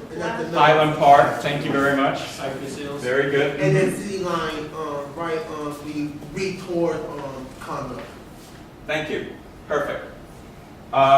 So this was our study area that we worked on with the community, and we identified a planning framework with this community. Atlantic Avenue, which is a 120-foot wide street lined with gas stations, fast food restaurants, self-storage, hotels, and some loft buildings. We came up with a higher density growth of mixed use with ground floor retail and light industrial uses. At Broadway Junction, where you have all the transit lines coming together, we foresaw a regional business center that could be developed here over time. On the smaller corridors, like Pitkin Avenue, where the A&C train runs, or on Fulton Street, we foresaw medium growth, where you could rebuild what used to be here, small apartment buildings, medium-sized apartment buildings with stores on the ground floor. What do you foresee in our neighborhood? And then in the middle area, here in the yellow, there would be contextual zoning or contextual development. Smaller scale buildings, smaller scale homes. These are the homeowners, if you will, the sweat and tears of East New York people living here. And the industrial park, we wanted to invigorate and regenerate. So these are just images of what East New York looks like. These are the side streets that I just mentioned in the yellow. This is Pitkin Avenue. And you see this is the kind of new development that has taken place over the past 10, 20 years. Pitkin Avenue is where the A&C train runs right below ground. Okay? And we're limited to 2 and 3 stories. This is Fulton Street with the J and the Z train running above it. And a very active, relatively active commercial street. And this is Atlantic Avenue. And you see that it's lined with loft buildings that are used as warehouses, gas stations, auto repair shops, and fast food restaurants. Okay. So as part of the in recognizing all the work that we had done up to this point, the mayor actually pointed out East New York as the first of the 15 housing plan study areas as part of the Housing Plan New York, and gave us resources at the department as well as HPD to conduct extensive outreach. So starting at the end of the summer, we had a kickoff meeting on September 20th. We started to meet with community residents. We started to pick up again where we left off with the Sustainable Communities report and study. We had meetings throughout October, November, December. We had our last meeting on December 18th on housing. And they were, first after the kickoff meeting, the neighborhood resources meeting, were about community services. So we had the Parks Department with us. the Department of Education. We have youth services as well as the Department of Transportation with us. For economic development, we have Small Business Services and the Economic Development Corporation along our side. And we're doing a three-phased outreach effort. The first phase was visioning, listening to the community. What do you want to see on your corridors, in your neighborhood? What are your goals? What do you care about? What about housing? What about open spaces? What about economic development? What about streetscape? What about all those things? Put them together and have agencies actually listen to the community and hear what they have to say. The next one was report back. The next one was report back, where we mirrored the visioning meetings, the outreach meetings. We had the agencies come back and report back to the community residents what they had heard and what they are considering doing in response to what these concerns were. Okay. So we had several sessions on this where we went through the different ideas that the community residents had told us. And our third phase. Winston, isn't it Can I true finish? that the community has filed a petition against this rezoning study stating that they did not have community input during this process? Wow. Isn't the community doing that? There's a petition that's online that states that they did not have community input during this time. That all you did was do exactly what you're doing now. You're just entering information and expecting us to live with it. Can we hear what they're saying, Winston? Are you aware of that petition, Winston? Wait, excuse me. Okay, so if I could please, thank you. If I could finish. So this is another graphic that we showed to the community and that explains the planning framework and what we are proposing to them. So this is a cross-section across East New York, a vertical, this being south, this being north. Right? Here is Fulton Street, this is Atlantic Avenue, here is, I think this is Liberty and Pitkin Avenue. And we told the community that what we were proposing was based upon things that they told us was 12 to 14 story buildings on Atlantic Avenue, 8 to 10 stories on Fulton and on Pitkin Avenue where we have subway lines, and on Liberty Avenue 6 to 8 stories. And we give examples of what buildings might look like that match that character. So these are all, this is a project actually in East New York along Livonia Avenue, Via Verde, and in the Melrose section of the Bronx. There's another building from the Melrose section of the Bronx. These are buildings on Myrtle Avenue in Clinton Hill. This is Sutter Avenue in Pennsylvania in East New York. Dumont Green, Gateway in East New York. Isn't it mostly city houses? So this is our framework. I'm sorry? Isn't it mostly city owned? No, actually, which, East New York. who's asking the question? I'm sorry, could you raise your hand? Because I wonder why couldn't he follow Charles Barron's previous experience of converting the city-owned property to affordable. Right, actually, well, that's actually a key problem that we have in East New York, is that almost all of the property in East New York is privately owned, right? So what we need to do, and what the housing plan tries to do, is to work with private property owners to induce them to build affordable housing, to make it profitable for them to build affordable housing and to match that with services.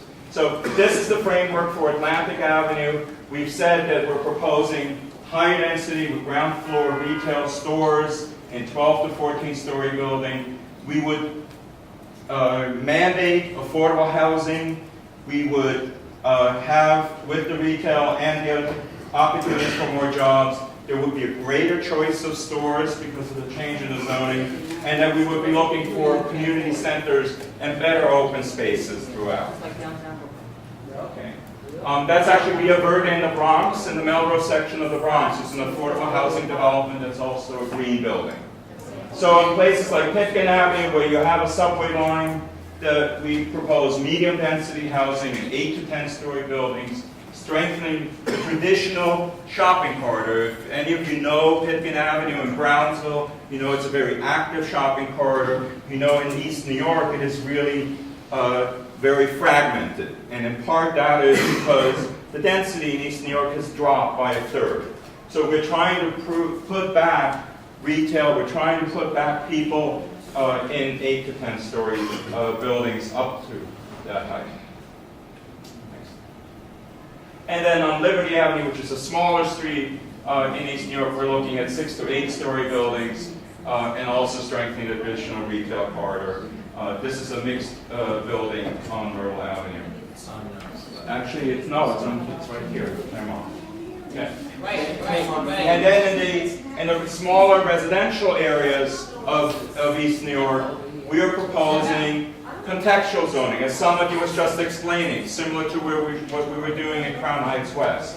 To put in a height limit that limits it to 3 or 4 stories, makes the building line up with an adjacent building.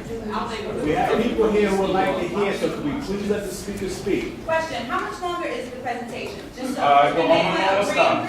Okay, so let's agree to hold questions, write your questions down, and let them get through the, Thank you. Appreciate and that. write Thank your you. questions down. We're gonna do it in orderly fashion, please, thanks. We're almost done. So here's the coordination with other city agencies. Clearly, HPD is a major part of this. They are developing a specific, for East New York, a specific plan for preservation of existing affordable housing. They're also developing a new construction strategy to how to help and induce the construction of new affordable housing.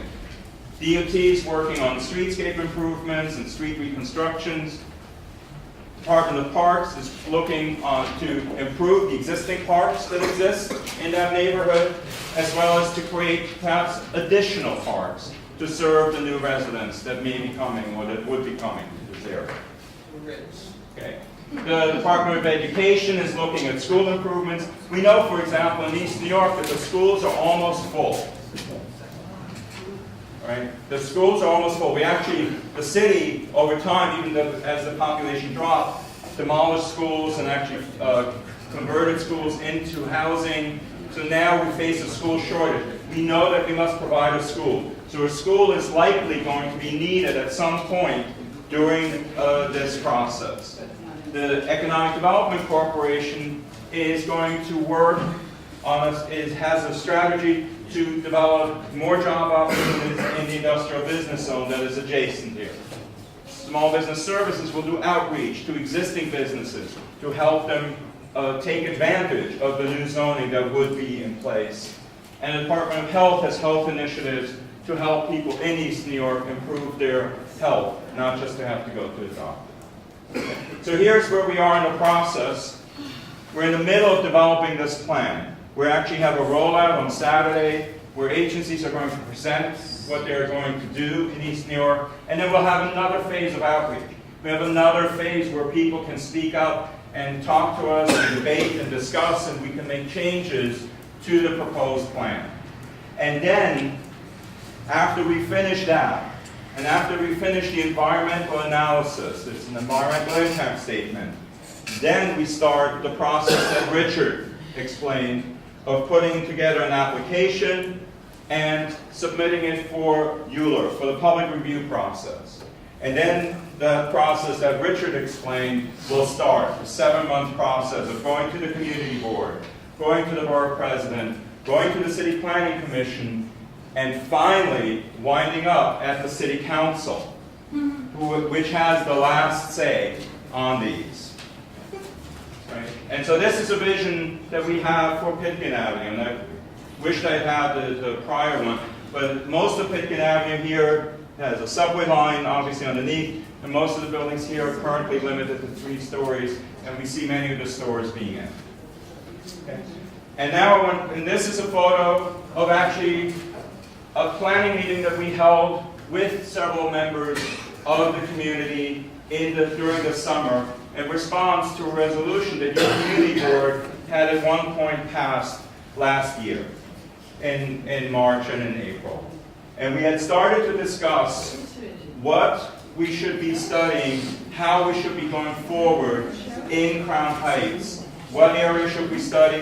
What should be our priorities? And you can see a range of people around this room. Somebody is right here. Other people sitting around this table, several of whom are actually in this room here today. That's right. Okay. And so we were starting on a process of how to plan for this community. And then we stopped.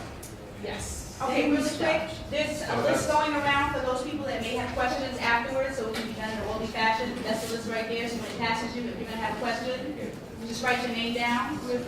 It's coming around, because you only have one opportunity. We're not gonna keep going back and forth with the same people. All right, so just write your name on that list. Okay. So that concludes the presentation by all of us. Woo! Okay, thank you.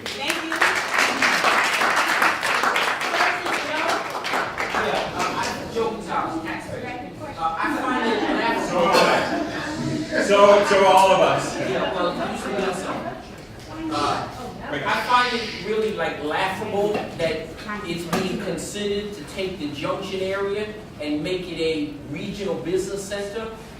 You know, what I foresee with that is a monster, quite frankly. I think Manhattan corporations will relocate their offices to the Junction so that the suburban employees will get off the Long Island Railroad Station, and that'll become the new Manhattan. So that's something all of us need to be very, very concerned. Because there are people right now looking for Long Island people and Suffolk County people who really don't want to ride all the way into lower downtown Brooklyn or even lower Manhattan or now midtown Manhattan. So they're looking to move major corporations to East New York. Very scary. The other thing you talked about, you blew through very quickly the coordinating with other agencies. 3 words for something that is equally as important and should get equal amount of time with this rezoning. And that is, how are city agencies going to handle the increase of people? There's no correlation. There is, but there's not being talked about a correlation between, you know, potentially thousands of new people coming in and the need for new policemen, new firemen, new residents create more garbage. So you'll need more sanitation services. And you yourself acknowledge all the schools are schools are severely overcrowded. Police stations are overcrowded. The cops ain't got places to have locker rooms. They don't have offices for their supervisors and staff. So if you want to talk about increase, you're going to have larger stations, more firemen, you know, more of these different services, and that's not being taught. You can't reduce that absolute need for additional services to 3 words with just coordinating. There has to be a formula developed that if you bring in, for example, 5,000 new residents, there ought to be X number of new policemen, firemen, sanitation, schools. And there's no formula that has been developed. So you're just rushing this thing in fast, and you can't wait and have lunch a year or 2 years from now and just talk about over a lunch sandwich, you know, how we're going to get the extra services. That's something that takes many, many months. And you can't bring new people in and not have the municipal services to provide for a much larger population. Okay, so, wait, hold on a second. Also, we don't want questions repeated. Okay, so the question he's asking is, what is the formula? Yeah. So can you answer what is the formula? We don't want to keep repeating the same question. Okay, so actually I'm sorry that you think I did not talk enough about the interagency coordination, but I thought I had. So there actually is a lot of interagency coordination taking place. We're talking to the Economic Development Corporation. They are doing a special strategy for East New York. The same thing is true for the Parks Department. They are looking at their parks. Now remember, this change in a place, in anywhere, is only gradual. It doesn't happen from one day to the next. Even if the zoning is approved, right, were to be approved, the change is not immediate. The construction doesn't start immediately. So there are ways for services to catch up. We are mandated to coordinate with other city agencies. And again, this Saturday, you will see different agencies reporting exactly what is their part of the entire plan. And that's and we are listening to that. I would also like to, you know, sometimes we react by adding people means automatically more of this. what we're trying to do is actually to repopulate East New York, that portion of East New York, and actually create more safety through more people. When you have, instead of just vacant lots and drive-throughs, when you have buildings with stores where people go in and out, just like here on Nostrand Avenue, you actually create safety through that, through people walking, entering and exiting stores, going in and out of offices, doing their everyday activities. That creates safety. When you have vacancy, when you have blank facades, blank walls, that creates a lack of safety, and that's what we have right now in East New York. That is true, but for example, when you talk about higher buildings, the fire department in Manhattan, when they have high-rise buildings, they have these humongous ladders and extra services because they have to firemen have to go up higher. In the low-rise area with 2- or 3-story buildings, it's a different kind of truck. I forget, an engine truck, I think. But a ladder company is for the higher buildings. More people necessarily need more garbage, so you need more sanitation. I would ask that you not respond to that because we have to move on. Well, I mean, So next is Lynn. Who's Lynn? Oh, thank you.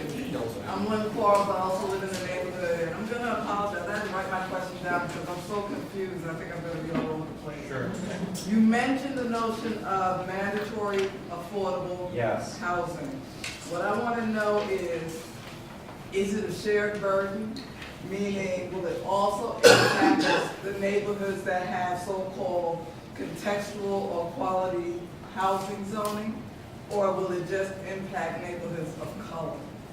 It will impact any neighborhood that maps it. So let me explain what mandatory inclusionary zoning is. Somebody explained what is inclusionary zoning. Somebody went through a very detailed explanation of what zoning does. It allows you, it tells you what you can build on a given lot and how much of it you can build, right? And in the 1980s and later on in 2005, we refined it and we said, we'll allow you to build this much. Somebody explained it in the R7A. But if you include affordable housing as an option, we'll allow you a bonus. You can actually build more housing total, overall, as a way of getting a private developer to build housing. It's an optional program, so a developer could choose to take advantage of the bonus or not. But that district, that optional district, had to be mapped, right? So, for example, in Crown Heights West, we went through a Euler process, a study in a Euler process, where we discussed and debated where should that district be, how large should it be, and how much should it allow. Now, we are at a point where in the city, we say we will map these new districts that allow for or induce affordable housing, except we'll make the affordable housing mandatory. So that you no longer can choose, you no longer have an option of building just this much at luxury market rate, but that you have to build the full and include affordable housing in your development. Is that a policy now? It is about to be a policy. It's not a policy now. Okay, so next we're gonna hear from Lorraine, Lorraine, thank you. resident homeowner in the community.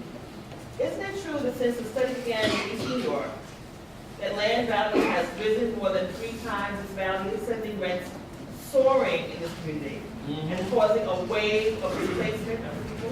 That's right. Thus, where once there was no concern for affordable housing in this community, now there is concern that was created by the study. Also, didn't HUD in this draft implementation plan for sustainable development have findings that state that transit access corridor development has the potential to spur gentrification and displace residents in low and moderate income areas? And isn't transit corridor development now being proposed here in our community? Okay, simplify your question so he can respond. He understands the question. He understands. He understands. So, there's been one report of property values having risen in East New York, and we've looked at the data, and it is based in large part on sale of a single parcel outside of our study area. The city has been very clear, that when we rezone and upzone, increase the density, that it will come with mandatory affordable housing requirement as part of it. And HPD has been very clear that there is only so much money for affordable housing available, and they will not reward developers, they cannot reward developers for overpaying for their land. So to the extent that someone may be overpaying and speculating, that is the risk that they take. But in terms of displacement in East New York, no, have not heard that. In terms of, what was the last part of your question? You just said that people have left. You just said that in your presentation. You did say that. When did I say that people left? You said that the population is down by a third. That's right, right. That's right. Between 1960 to the present, the population is 1/3 less.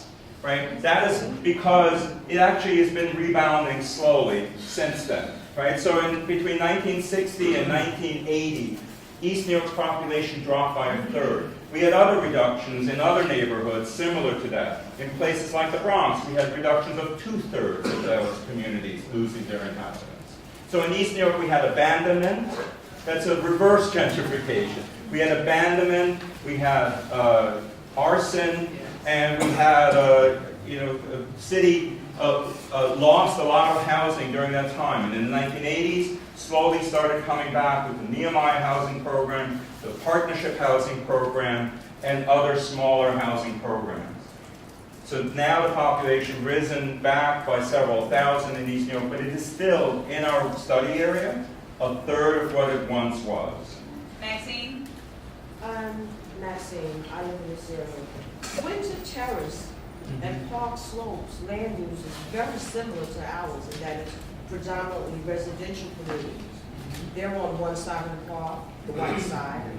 We're on the east side, the colored side. So why are you not modeling this study that you're pushing down our throats? Again, with these. Oh, no. Let me finish my question. Yes. Then why has city planning chosen to model out your study with East New York, our study, whose land use is very different? With it being predominantly manufacturing commercial district with lots of underutilized land and city-owned property, and whose population is 1/5 ours. They have 40,000 people, we have 260,000. We are overcrowded as it is. That's right. The only thing we have in common with East New York is that we are both moderate income communities whose race is black, which has nothing to do with land use. Would you please answer that question? Thank you. Well, let me start off by saying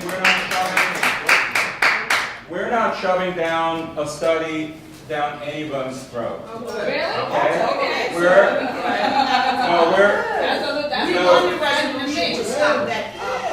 I'm sorry, excuse me, I gave you the respect to ask your question, so please. This was an evening meeting, right? We don't go out of our way for the fun of it to have evening meetings because we like to do it, because we do this out of our own whim. We're here at the invitation of the community board. If you don't want us to study your neighborhood, by all means, you can. Your community board. If you don't want us to study, what then? If you don't want us That's not the question. to study, we can also.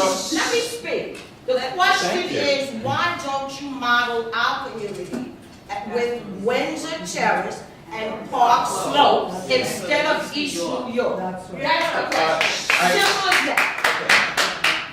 I understand. East New York is not Crown Heights, right? I was giving an example. We were giving examples of what are the planning studies. The planning studies that are going to go forward are each neighborhood is very different, and we recognize that. Each neighborhood has different needs. What fits for East New York may not fit for Crown Heights, may not fit for Cromwell Jerome, may not fit for Flushing West. Every neighborhood is different, and it is a ground-up, community-based effort, so that it is based upon what residents and their elected officials tell us that they want to do. So the question was almost, why did you start there? And so your answer is because they requested it. Yes. That's basically. So in Well, essence, this community hasn't requested you guys to come and meet? Is that what's happening? No, we actually received a request from this community board in April, Okay. as well as in 2008. Right. Right? Okay, this is it. Right. So we received requests both in 2008. We weren't able to respond to that request because we were working on other communities. And then we received another request from this community board in April of this year. And that's what precipitated these meetings. Right? This is in August. Well, actually, this was in July, June 30th. But we had meetings earlier in June and also in July and in August. Right? Where we were working and starting to develop this. So we come in at the invitation. If community doesn't want us, we won't go there. We can't do something without community support. Can't do it without community board. Jay? Hi, my name is Jay Sawyer, I'm a property owner. My question goes to you or anybody else who gave a presentation. I've spoken with a lot of people in my neighborhood, which is more the Wingate section. On the mayor's new plan, he has 8% or approximately very low income. And I know one of the objectives of the housing is how do you help the mentally ill? There's a concept that goes around where everybody is NIMBY, where everyone says not in my backyard. A lot of people are concerned that when you need a place to put it, you place it in minority neighborhoods because they're easier, they're not informed. For example, I have around the corner from me, on a 2-story block, they want to build an 8-story building for seriously mentally ill, which is something we need to take care of. But it's next to 2 minority daycare centers. Down the block, across from a charter school, which is also a minority, they have another building that they built 3 years ago. You take a walk down the block again, by the hospital, they started out with affordable housing, but then when you look at the context of it, it's really for the mentally ill and also for the homeless. Well, the reason that people are upset is because I live in Long Island, and the difference between Long Island and here is that the city council people will go into their pocket, or like the local officials in Long Island will take some of the money that they get from the government, and they will mail people notices to inform them, this is what's going on in your neighborhood.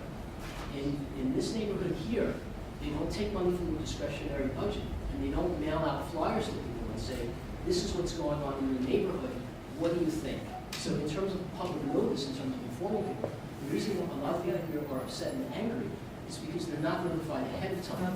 And I would point to an example that what the community board does is they put the agenda item on maybe 3 or 4 days in advance. There's public notice. 2 minutes. Okay, so my question, I'll go specifically to my question. Section 2242 of the zoning code says, all residence districts for any nursing home and health-related facilities or change in use thereof, the city planning commission shall certify to the Department of Buildings prior to the filing of any plans. On these mental housing things and for the health-related facilities, do you have to get a city, do you have to get certification from the city planning commission?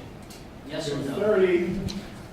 That section refers, what is I it? know, it refers to nursing homes. No, I'll be specific. It says for any nursing homes and health-related facilities. Right. I'd be happy to pass it up right now. Right, but there's a, go ahead, Richard. So Article 28 of the health within the state, that's the type of facilities. The mental health buildings, they are not subject to Article 28, so they're not, the zoning resolution is not referring to that. So those organizations, the state has a process separate from the city process. It's within, they'll get some community notice, right, but it's limited and it doesn't go through any of the city process. The state decides to fund it. These organizations are either using government property or they purchase property. In the case by you, it was purchased property. They secured the state funding. The state has the hearing right, but whatever people say doesn't seem to change the state process. They proceed, and because your zoning is this zoning that doesn't have a height limit, right? You get the wrong site. That was a through lot, slender through lot. that had the dynamic, it made it work for that organization to choose that height. So you're saying that a health-related facility, when they speak about it in zoning code, and when they talk about supportive housing for mentally ill, They're not That's covered. your thing. It's, The second thing is, what would you say if I told you that when they went to the community board, they needed community board approval? they didn't need community board approval. It- They're that's what legally It's not true. required. That's not true. The mental hygiene law, section article is 43 in it. That's why they went to the community board. They wouldn't have wasted their time going to the community board if they didn't need to. They have to go to the community board. But you need approval. You need, part of the vote was, they didn't have a majority Okay, vote. can we- I just want to point something can we out. just- Let me just conclude my sentence. The vote Continue. was 15 out of 30, and this community board says 15 out of 30 was a majority. And they've been doing this, a lot of the guys have been on it for almost 30 years. So there is evidence that the community board, when they say that the vote of 15 yes out of 30 is passing. And Article 43 in mental hygiene says that you have to get approval from the community board. Okay, Alright. so the So question is, You're saying that a health-related facility is not affected by section 2242, nor the 7. Correct, correct. And you're pointing to Article 28? right. Yeah, which I'm not as familiar with, but yes, it's Article. See, in the zoning resolution, you'll see a couple of within the community facility list. Yeah. If you look in use groups 3 and 4, and you'll see a reference to Article 28 in the resolution, but that's just There's no reference to it. not for mental health use, no. There's no. No, if you go to use group 3 and 4, you'll see like certain things with ambulatory care and whatnot, you'll see certain things that refer to Article 28 of New York State, et cetera, right? But that use is not considered. Okay. So does permission need to be from community board now? Do you need to have permission? To the best of my knowledge, I've not read the law in terms of the state procedure, but I know they have to do an informational, but I've never been told that they're beholden to. Can we have a follow-up confirmation on that question? Excuse me. Can we have a Wait, I won't follow-up, be able to can we hear. have a confirmation to this question as a follow-up? Because it seems to be that that's something we need clarified. I think probably our state representatives would be able to get us best access to that They've known information. for a year, they haven't done anything. Okay, can we continue though, because the focus, if I could, the main focus of this meeting was really about zoning rather than a very important personal issue to you. I concede that, but I think we have additional questions. To be respectful, because we've been trying to do this, we must allow for the community to ask whatever questions may arise. And so, I mean, really, this is all about respect both ways. So if he has a question to make this work out right, so that we're not, we keep coming here and we leave still hungry, is there needs to be a follow-up answer.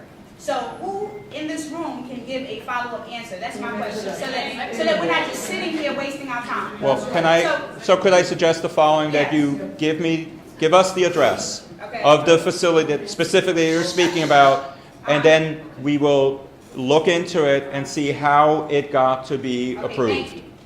All right, next. Thank you. Where will we be able to, once you do the research, Jay will let let us us know. know? Jay will then send it out to us. You're going to send it to Jay, and Jay will Yes. distribute it. And we'll also share it. We'll also share it with your community Yes. board. He will, send it to the community board. Okay, Bill? Right here. Yes. You said, you can tell, I think, that there's concern, it's not just in this room, it's good throughout the community, about what happens when you ask for a study. You pointed out, I'm sure quite rightly, that you can't do a study if you aren't asked to do a study. I think the concern is, and I'm wondering if you can help dispel it this evening, or at least address it, the concern is that once having asked for a study, the extent to which the neighborhood communities become vulnerable to sort of top-down decision-making, so that the studies are asked for, but then, so now given what you've shown us about this very detailed presentation about a very different neighborhood, and I mean, it's an interesting It's program, different, right? yeah. I mean, They're not as lucky as Crown Heights. But regardless, I'm just saying, it's a different neighborhood with many different issues. A lot of us have been asking for downzoning. So what I'm wondering is, I mean, are you realistically just telling us, maybe, that if we ask for a study, we can expect upzoning, like as in Crown Heights, there was some upzoning and some downzoning, there was some mix, but like, are we just, once the study's in play, I mean, is the department just very likely to be recommending no downzoning, say, on Flatbush, and maybe upzoning on, say, Nostrand, or upzoning, say, on Empire? Or could you speak to that and say that, you know, that's not likely to happen, or somehow let us in on your thinking about that? Right. So,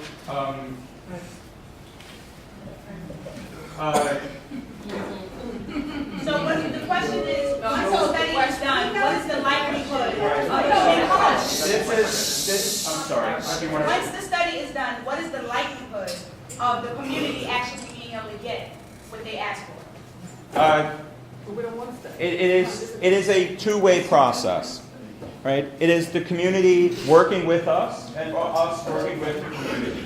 What the process, putting the neighborhood context of East New York aside, the process that I outlined was one where we were going out to the community, we were meeting on their turf, so to speak. We are talking to them about what their needs are, what they would like to see. We're also telling them that we have a citywide need for housing, and that we are bursting at the seams. We are losing affordable housing, and we need to create more, preserve it, and create more. So it is a two-way conversation. Somebody mentioned that in Crown Heights West, it wasn't 100%. It never really is 100%. It is always a give and take. Even under the previous administration, we made compromises with each community. We said, we will go down here, but you have to also allow for some growth here. And for the most part, communities accepted that negotiation because they understand that they're part of a larger whole. That they cannot be simply preserved forever, that there must be some, if you will, escape valve where development can occur. So that is how that process would work. I mean, we were starting a process where we were having a conversation. First, what was the area of study going to be?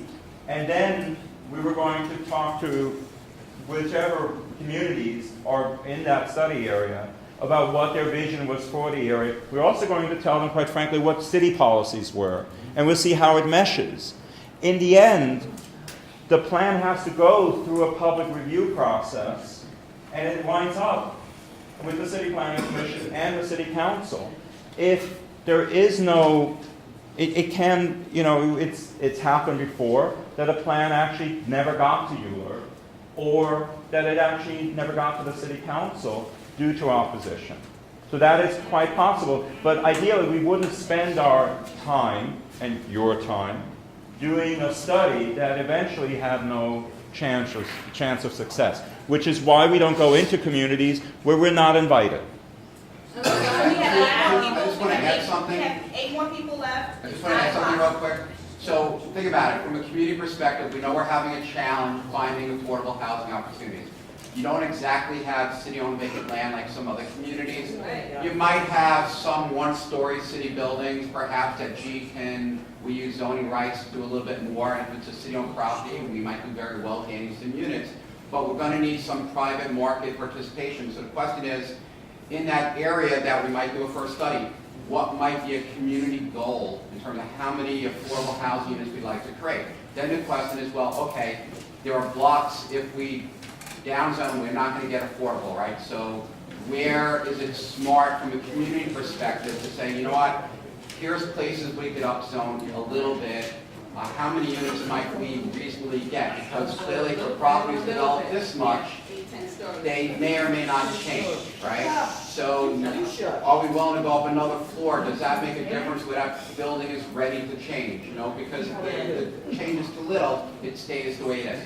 So it's like a back and forth of looking and then saying, you know what, that's too much to ask to try to get this number of units. Let's lower our expectations because we don't want to have, it's a little bit of back and forth looking. It's a negotiation. It's modeling. The more informed you are during the studying process, the more you can help say, you know what, can we push it here instead of there, or can we lower our affordable expectations? Or I just want to add one thing because this is, I'm sorry, a very concern which is like widely felt. So I just want to say to you, like, when we discuss the goals, I want to start out with saying that you're not going to be in the dark. It's not going to happen that, okay, we finish the proposal and that's the time when you suddenly find out what's happening. When we sit at the table and we discuss those goals, and when we do the goals, after that we do a lot of discussions across the table, and at that time we all will have a pretty good idea of what we are thinking. We will know what you are agreeing with, and you will know what are our thoughts even before we come to that level of the final plan as to where do we think we should preserve, where do we think we can have some upzoning, which are the areas which are more favorable for one or the other. So you would know that whoever is engaged in the process, whoever are with us during the discussion process, you would know exactly, sort of in general idea, maybe not exactly the carve-outs and the lines, but you would have a very good idea which are the corridors which would get upzoned and which are the streets which would get downzoned or preserved or saved. So you would know that. And the last thing I want to add is, because of the zoning you have today, where you have the R6 and R7-1, you really don't have control. You know, if you're only 2 stories and someone wants to buy that house and put in 5 stories, 3, 4, 5, 6, 8 more units, right? So the combination of bringing zoning down to get the character you want, whether it's to not add any stories, but I want to add a den, or whether I want to add a floor, you know, whatever the community kind of guides. So you're taking away development potential on a lot of places. You may be redistributing, because remember today, wherever they have what I'll call soft side, I could do better by buying your property and starting up again.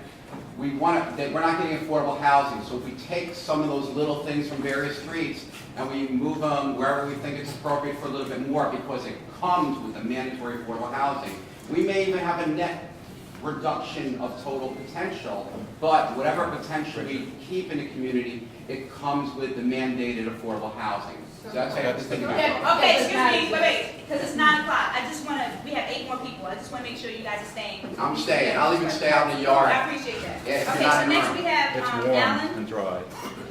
Yeah, hi, so given that resident homeowner in DLG, Lover's Gardens, and given that we are such a dense community and have so much affordable housing right now in existence, and we really want to help to preserve that affordable housing, do you foresee any chance that if we would put an application in that was just for downzoning, that would be approved?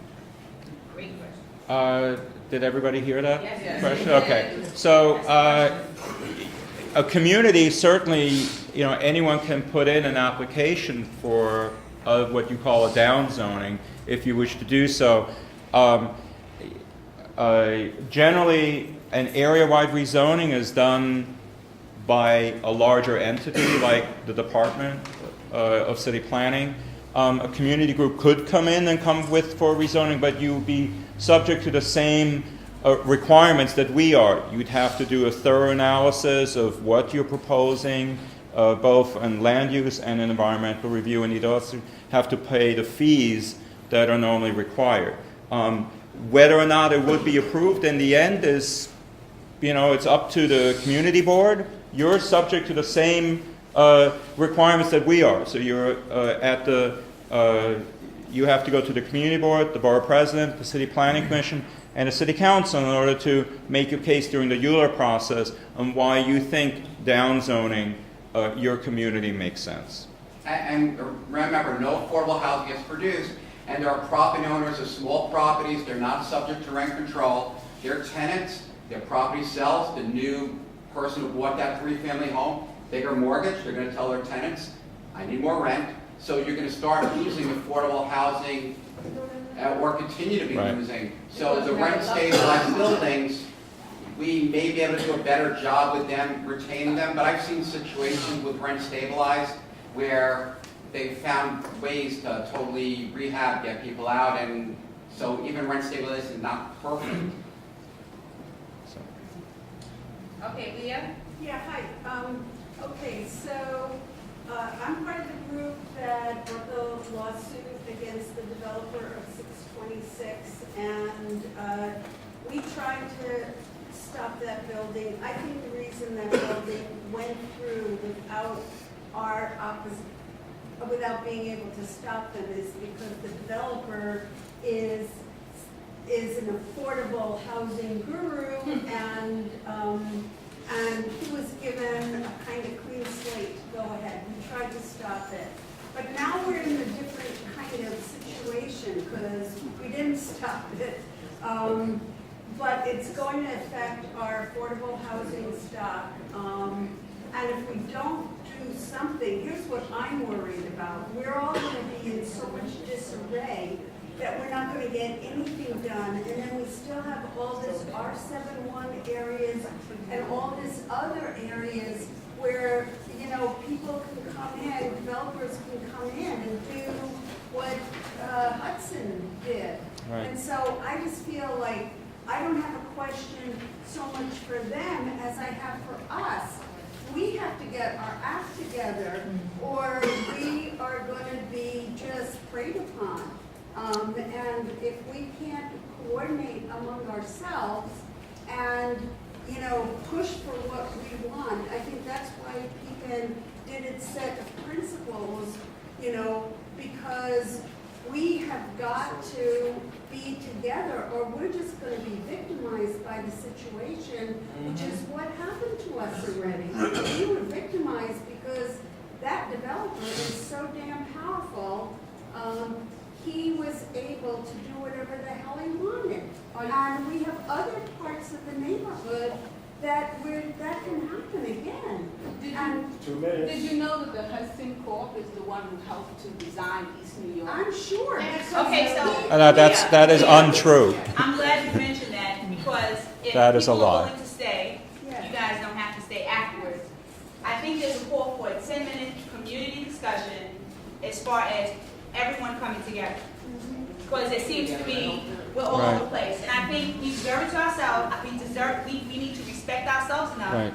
to have a civil 10-minute discussion amongst community as how we can all come together. I think that sounds like it's going to be necessary after Wait, Worcester speaks. but could is it possible to respond to Leah's, yeah, because to Leah's comment? But I just wanted to put Right, it out there because so we don't I mean, we see the building, right, going up. We showed a picture of it, right, to show all of you what the zoning allows, right? What I understand, right, what the zoning allows. And quite frankly, we're not unsympathetic about context, right, about allowing buildings that are in context that add to a neighborhood and don't detract from it. There was no way to you tried to stop that building from going forward. This is no consolation to you, but on a positive side, they did include affordable housing. Granted, I know it sunsets, but you know, okay, we can argue over that, but it is up to 60% of AMI, which is, that's what it is at 20%. And it is for a period of years, I think it's 30 or 35 years. So at least it's for 35 years. That's longer than most people here have lived. Many people here have lived in this community. But what we are trying to tell you is that those buildings, and you recognize it yourself, are possible on other lots that are similarly shaped. I mean, Samati went through the nuances, like if you're on a wide street and you have a lot with sufficient frontage, you're likely going to build within a height limit, or if you're on a lot like similar to 626 Flatbush Avenue, your building will be very tall because you can't take advantage of that wide street one. There is no requirement in your zoning today to build affordable housing. There is none. The reason why Hudson Companies included it is because they get a tax benefit and they got financing from the state of New York. Right? Those two things. But that was voluntary and optional. There is today, if you do not change the zoning, if you do not touch it, if you do nothing, prices will likely rise. They're rising already, right? And lots will be bought up and redeveloped with housing that may or may not include affordable housing and may or may not be 35 years, it may just be 20 years, right? If what the city's doing now is recognizing that neighborhoods like this are at risk of losing its affordable housing. But the way you create and preserve affordable housing is by building it, not by downzoning and preventing any new development from taking place. And that is the conversation we are having with reasonable That is the conversation we are having with reasonable people in communities throughout the city. How much of that should be development? Okay, so, Yes. and from the beginning, the first question was from Joe on, it seems like a response needs to be had to East New York, you developed a community plan.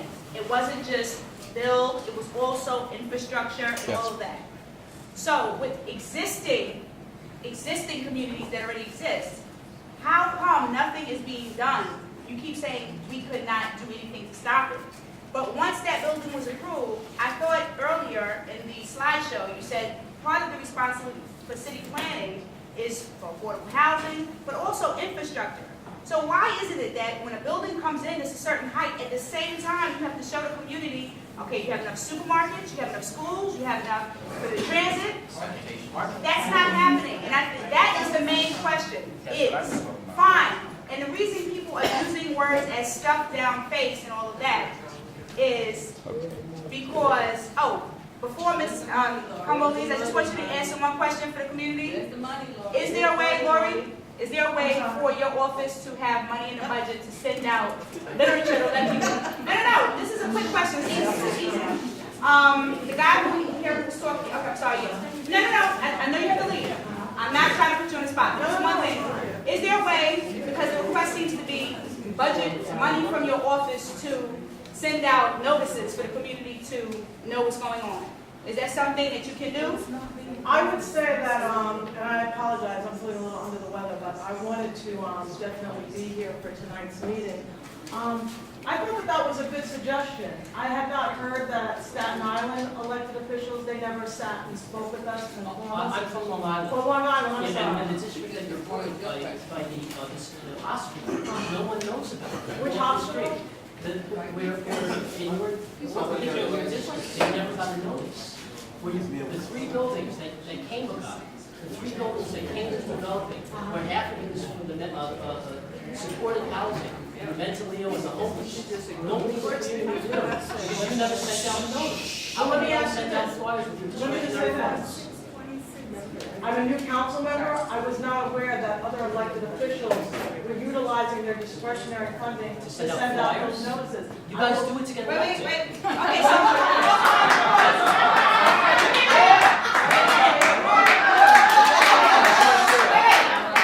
Honestly, guys, okay, although we can laugh and all of that, for this to be productive and for people to keep their ears open, let's leave all of that to the side and let's just have her answer the question that we asked. That's all we're here for. That's right. I appreciate that. That sounds good. And just because you're bringing it up in that way, you can't utilize your campaign funds necessarily to send out information in that same way. So since my campaign ended last year, I haven't done any fundraising or had any events or raised any money. So I don't have an extra kitty where I could send out notices in that way. As I haven't had time to do a fundraiser because the dynamics of this job are so demanding. I think it's a great idea. I will look into it. Maybe Long Island politics are different than city council politics, but I don't know if I can legally give money to an organization and say that I want you to take that money specifically and send out notices about different housing opportunities. But I will look at it. The question was not can you give it to an organization, can your office directly send it out to the community? That's the question. Wait. If you don't know, that's fine. Can we follow up? Okay, Jay, can you write that as a second follow-up? We do have money, they do give us money to send out a newsletter. So maybe in the newsletter, I could use the newsletter budget or kitty that they give to send out information like that. But I believe it only happens twice a year. So I don't know if it will work in time with all of what you're saying in terms of that. But I'll look into it. Okay, so that's a follow-up question. That's what we want to do here. We're not trying to cause problems because we're trying to get things done. And we have to understand, once you come off a certain way, you lose people's ears. Seriously. Thank you. That's all. I just wanted to add, I just want to thank all of you for coming and giving us that information. Thank you for taking the suggestion about having this meeting happen. I think it was very informative. And ultimately, this conversation to me and to hear your feedback was very helpful because I'm learning in this process. I'm a new council member 1 year in. So to hear your comments and feedback is extremely helpful. Because at the end of the day, we have a decision to make. Are we gonna go through with the study, which is a decision, or are we not gonna go through with the study? If we're gonna do it or not do it. Either way, at the end of the day, I have a decision to make. By not doing something, we are doing something. And by doing something, we are doing something. So to hear everybody's voices gives me an opportunity to hear what is going to be the best decision for everybody. I'm a born and raised resident here in Brooklyn, New York. I've lived here all of my life. So I care about this just as equally as many of you.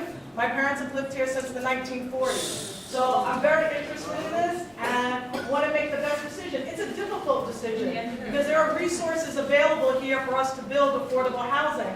But I too have a lot of challenges with the 80-20 because if we continue to bring so many googles and gobbles of people that are able to pay that 80-20, it impacts our retail areas, our corridors, and all of those sorts of things. So the study is interesting to me because, remind me of your name again? Samati spoke about the fact that what we think of when we think of a study is that they go away to some magical place and do the study and then come back. The study is going to be a continuation of conversations like this, whether it's in a community board, whether it's with our school system, whether it's with sanitation, whether it's with all of these. And guess what? At the end of the day, after the study's done, we don't like what was proposed, we don't vote on it in the city council and it doesn't move anywhere. So, you know, that's where the buck stops. The buck stops with me. And for whatever reasons, you may have issues with trust. I don't know what those are based off of. Never had any type of job that ever had any money. I ran a black art museum for 14 years. Not the type of job that someone gets into because they're really interested in money. So that's really all that there is to it. So I thank you all for coming out, your conversation. And thank you so much. No, wait, hold on. We don't want to keep that going. Because we wanted this, the whole purpose is to get back to our initial issue as to why, in this particular situation, infrastructure wasn't done. So thank you. Thank you so much. So, do you remember what we last said? Yes. Pertaining to a 10-minute... Afterwards, yes. Afterwards. So why is it, this is what she's saying, the tall building came up, right? But nothing else was done to make sure that everything else was satisfied. Because that's the real. That's what's right. really. That's one of the issues. Right. So when zoning is in place, right, and development occurs according to that zoning, agencies react. They're not proactive. Right? So if the schools do become overcrowded as a result of new construction, schools have to build additional capacity. There is no proactive planning. Okay, why not? Because you are city planning. So no, this is serious. Yeah. We right. all I need to get be your question. proactive. It's We fair. should not be living a culture of reaction. We should be living in a culture of proactivity. Agreed. So that's the question. Yes. City planning. Why isn't it that conversation is done before we find ourselves in this situation? That really is the $1 million question. Right. Because actually, right, with these community plans, we are doing proactive planning, right? We're at one point, you had asked, this community board had asked us to come in part because of 626 Flatbush Avenue. Right. And said, you know, look at our community. We believe there are concerns here as a result of this construction. Oh, that's not proactive. Proactive would have been doing it before the building came. That's what we're looking at it from our perspective, right. not from, you understand what I'm saying? Okay, That's all. So if you can't answer it, that's fine, because we don't want to waste the precious time we have if you're not going to give us a real answer. A choice was made in New York City many, many years ago to favor as-of-right development. You go across the border into Nassau County, you got a home edition, you don't go straight to the buildings department. You go to the town board, whatever, every little minutia, right? In New York City, we're a very as-of-right environment. So unfortunately, we're left in a situation where, the schools start noticing the enrollments or such, and then eventually Department of Ed looks at it. But the only other time we get a chance to look at these things is when there are applications that are discretionary and they trigger environmental review, and then we get analysis. But unfortunately, most development in New York City, because it's as of right, it doesn't work in a way that works well with advance. So you just said the same thing he said. Right, but I'm just explaining why. This is our question. As of right, we understood that. But the question is, why isn't the analysis, because you can do analysis as soon as you get the application. But that application goes to buildings, and it's not like, they'll trigger certain things, but like the Department of Education, when they do analysis in schools, when the MTA and they do their analysis, it's like not based on one little project. You know, again, one big building, 90, 100 units, 40 little buildings, 3, 4, 5 becomes 90, 100 units. So, I mean, let me just, schools actually does do an analysis every year. And we feed them information about what we know is likely to come, where the growth may occur, what known development projects. So we give them that information and they use that to plan for additional schools. So we do that. But we just simply don't have the resources. The taxpayers of the city don't have given us the resources. Okay, next, so that we can move on, because I know you all are itching to leave. Beverly? Beverly, do you still have a question? Yes, I do. Private developers, you guys said that we're going to be moving towards making affordable housing mandatory. Suppose I'm an as-of-right developer, and I don't want to do that. Now what? So the mandatory, understood. And so in order, the mandatory inclusionary housing being mandated to provide affordable housing within your building has to be designated in an area. So, for example, again in East New York, along Atlantic Avenue, along Pitkin Avenue, along Fulton Street, we will mandate it there. But it has to be mapped, it has to be approved, it has to be proposed, it has to go through Euler and be approved at the end. Everywhere else in the city, if you don't want to build on Atlantic Avenue because now you know that you have to include affordable housing and you do not want to do that, then you must go someplace else where that's not allowed, where that's not required. Okay, so I see Eastern Park, Empire Boulevard, I've been waiting forever.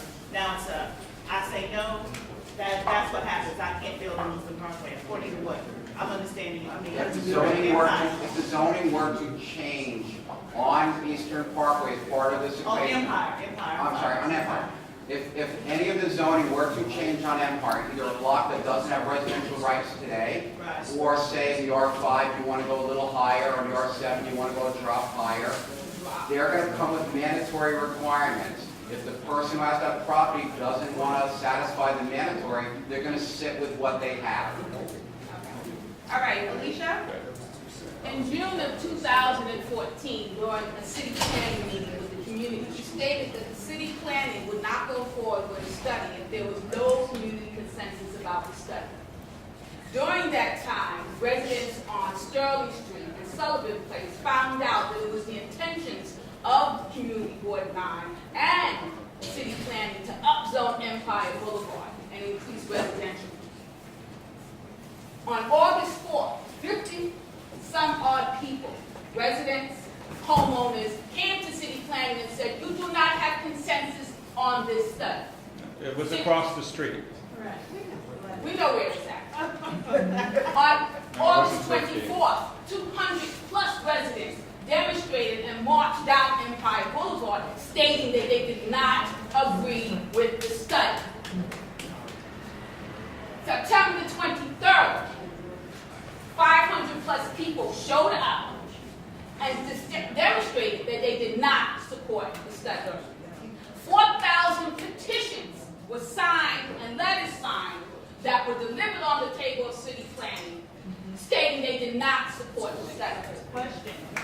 This is the question.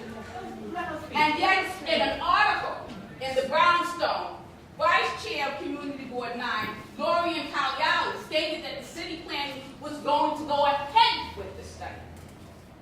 In fact, it wasn't until it was proven that the resolution first was unlawful for not being published, and cb9 voted to rescind it, that city planning decided to come back to the community because of the need to get some type of agreement from the community to proceed forward.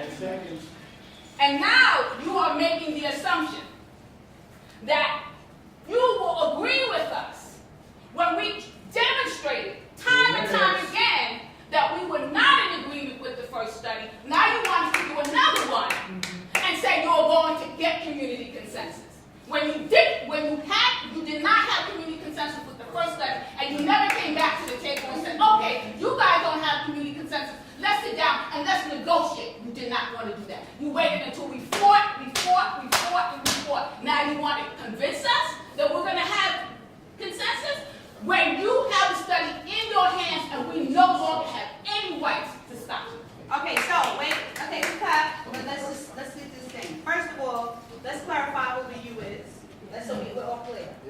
The U in this situation is the first question is, has the study been done? No. Okay, so there's no study that's even been done, right? The issue was we was trying to create a resolution which had to go through the Community Board 9. So really, and I'm not trying to let them off the hook, I just want us to use our energy wisely. The U is not them at this point. Okay, so that is a valid, I'm not saying that what you're saying is not valid, but I would say let's address it to the right people, which would be Community Board 9. Okay, and while we have them here, let's ask the questions that they are responsible for that they can answer. That's all I'm saying. Okay, so let's just table it. We're not going to erase it, let's just table it. Grace. Right here. So just in terms of the Eastern New York study, Eastern New York has a very low income population. If HPD is going to do the lottery, for the housing lottery, applications are subject to criminal and financial background checks. Also, a lot of the tenants in that area have gone to housing court, so they are blacklisted. So it's unlikely, very unlikely, that a lot of those people will then be eligible for that affordable housing, which is also at 60%, $50,000 for a family of 4. So I don't think that the people who are there now, a lot of them are going to be able to stay. Because they have criminal records? Because they have bad, they're low income, so it's hard for some low income people to have good financial Credit scores? Credit scores. So the question is it necessary with the affordable housing? Do you have to have a good credit score to get in? Well, I honestly don't know the answer. HPDs, but a lot of these new affordable housing is not necessarily for HPD. It's not. Well, this one is for Eastern New York. Oh, you're speaking specifically about, I'm sorry. Okay, but my question, I'm sorry about that. but I'm just saying that that is likely going to happen. I don't know. I can't answer that question because I'm not HPD. I know there's a lottery. I know you have to. There's generally a local preference for half of the units to be residents of the community district or the surrounding area. I know that they have to meet income requirements both above and below, right? They have to make. No, it's up. It depends on the housing, right? It depends on the program and the housing. It is sometimes 60, sometimes 80, sometimes it is 30% of area median income. So it varies, and HPD administers those programs, and people do get affordable housing. And that's how affordable housing is distributed. It has to. It is oftentimes working class housing, workforce housing, and it has to maintain itself. So you do want people that are able, that are qualified, but that are able to pay the rent in order so that other people can also live there as well. I don't know where to go, but they won't be there. Right. Okay, I could jump in on that a little bit. Okay. The HPD commissioner, she's aware of these nuances that knock people out of the lottery, so seems to be open to revising standards, maybe the credit scores and other things like that, the court histories. We may be in a new realm here where things may be not as onerous. Plus, the borough president is pushing, for example, a lot of these housing situations, they don't want you to pay more than 30% of your income to be in a unit. However, if I'm paying $900 to live in squalor and I don't earn enough income to get into that thing, and the rent is only $750, why should I be denied paying $750? I'm already overburdened on income. Maybe I'm paying 50% of my income. If I could reduce my rent burden like 38%, don't disqualify me. So we're trying to find more ways to open it up to get people into these units. Okay. Sandra, okay, wait, that was my 2 minutes. They kind of took some of my time to answer. Okay, so I understand that the mayor has the 200,000. I understand that. Yes. I also know that developers are looking for land. So Yes. has this area been identified as a place that development should happen? Which area? By By the city? No. Because you said there are 10 areas that are going to be studied. Yeah, the housing plan said that there would be 15 neighborhood study areas. There are 3 so far announced, right? East New York, in Cromwell, Jerome, in the Bronx, and Flushing West. But the other 12 have not yet been announced, so or selected, right? There are prerequisites, right? There has to be a community support. There has to be a welcoming community. It has to have elected officials who are receptive to that, and there has to be also an opportunity to build housing, not just to preserve the housing that is there, but also to build new housing. Right? Okay. We are in a housing crisis. And there's a couple of the neighborhoods in Brooklyn that would love to have the services of the Department of City Planning. So like East Flatbush and Bushwick are now having a lot of conversations. They like, obviously, the preservation. They like affordable housing opportunities in those neighborhoods as well. And they'll hope to get on the list of 15 too, for sure. Oh, yeah. Okay, Sandra. My question was answered. Okay, great. Suki. Hi. I'm also one of the people who is part of the PPEN lawsuit against the 626 Flatbush Tower. And I didn't get involved in fighting for rezoning to see my neighborhood upzoned, certainly not Flatbush Avenue, which is the densest corridor in Brooklyn. So I want to, first of all, thanks Monty for a very excellent and educational presentation. But the bottom line for many of us is it worth it for us to get into a study, a rezoning study to be upzoned, which is against, what we were looking for when we invited you to look at rezoning in our community. And so the second thing is I understand, that you're saying that this is a conversation with the city about affordable housing, but I object to the linkage of affordable housing to say that we have to upzone in order to get affordable housing, because it's not that any of us object to affordable housing. I have a lot of affordable apartment buildings on my block across from me. They're my neighbors. It's great. I'm glad that that's there. But the question is, who pays for new construction affordable housing? And when the conversation is that, we have to create incentives for affordable housing, then it seems to me that you're saying that it's the community that pays for everything via either higher density, which means less services for us and less, poorer quality of life, or through our tax subsidies, which is our tax money, and basically the developer pays for nothing and the landowner pays for nothing with regards to affordable housing.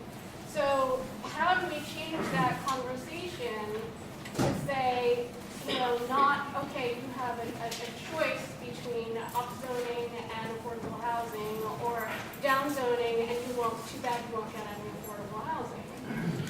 And first of all, density, if we add density to a corridor, where we're taking away density doesn't mean you have more people come in a neighborhood. We're redistributing potentially because it's a way to leverage affordable. In terms of COVID, so Suki, to your point,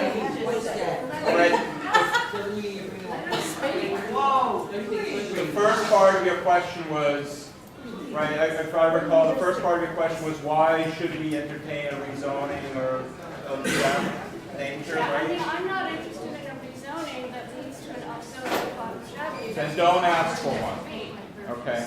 You don't have to ask for one. However, right, the population of our neighborhoods and of our city is growing. And it's growing in the state, and it's growing in the country.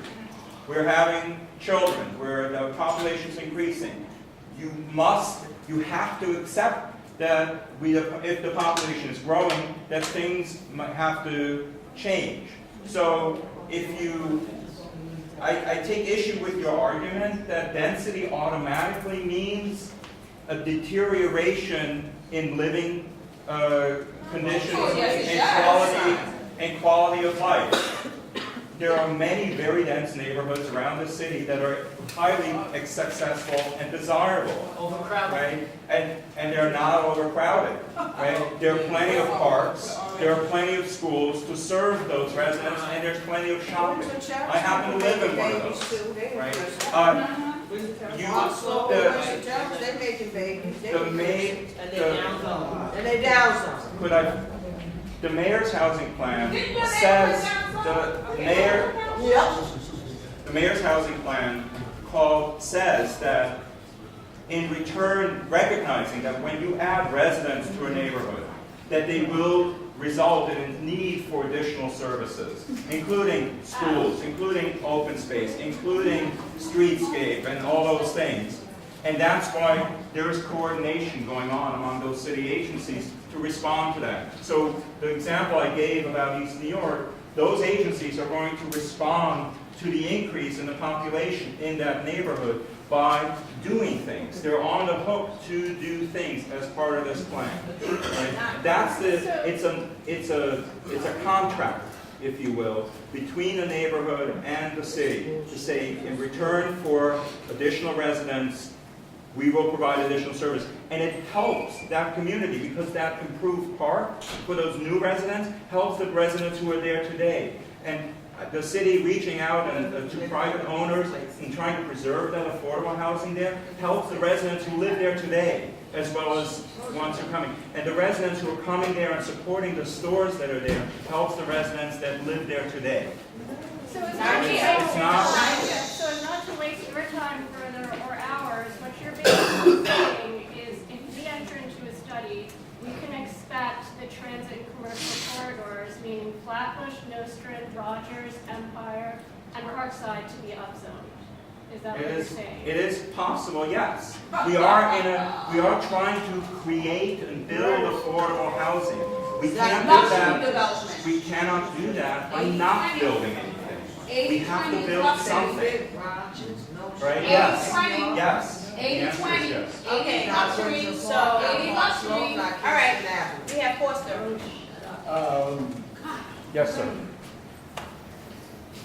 Okay, since we have 626 basically there, what can you tell us about our present situation? In other words, we keep talking about other neighborhoods. What can you tell us about our present situation? In other words, where do we stand relative to the fact that we cannot stop 626? Okay, so we're going to have this influx of 254 new units. With what role does your department play in terms of the transportation, schooling, all the issues that you said you were involved in planning? Can you talk to 626 and what role you might play in ameliorating the present situation? We have no role with a building that goes up. We have no role with 626 Flatbush Avenue as much as we have no role with name and address 123 Main Street somewhere around the city that is going up as of right. Those property owners have the right by law to build according to the zoning and the building code. And we've accepted that. We accepted that as a city whenever the zoning was approved, whether that was here in Crown Heights in 1961 or in 1991 along Washington Avenue, or whether that was in 2013 in Crown Heights West. We have to accept that that is the zoning back at that time, and that's how people can build. And if you want the city to go out and proactively study every single neighborhood, how much does the zoning allow and how much development could take place there, we need more staff. We need a lot of people to do that kind of work, to study where and what and so on. Okay, And I just want to cut to the chase. There are other agencies doing that kind of work that concern themselves about, and I mentioned schools, the transit authority. There are other agencies that are thinking in those terms, or they know that where development is taking place as of right, and they plan for it as best as they can.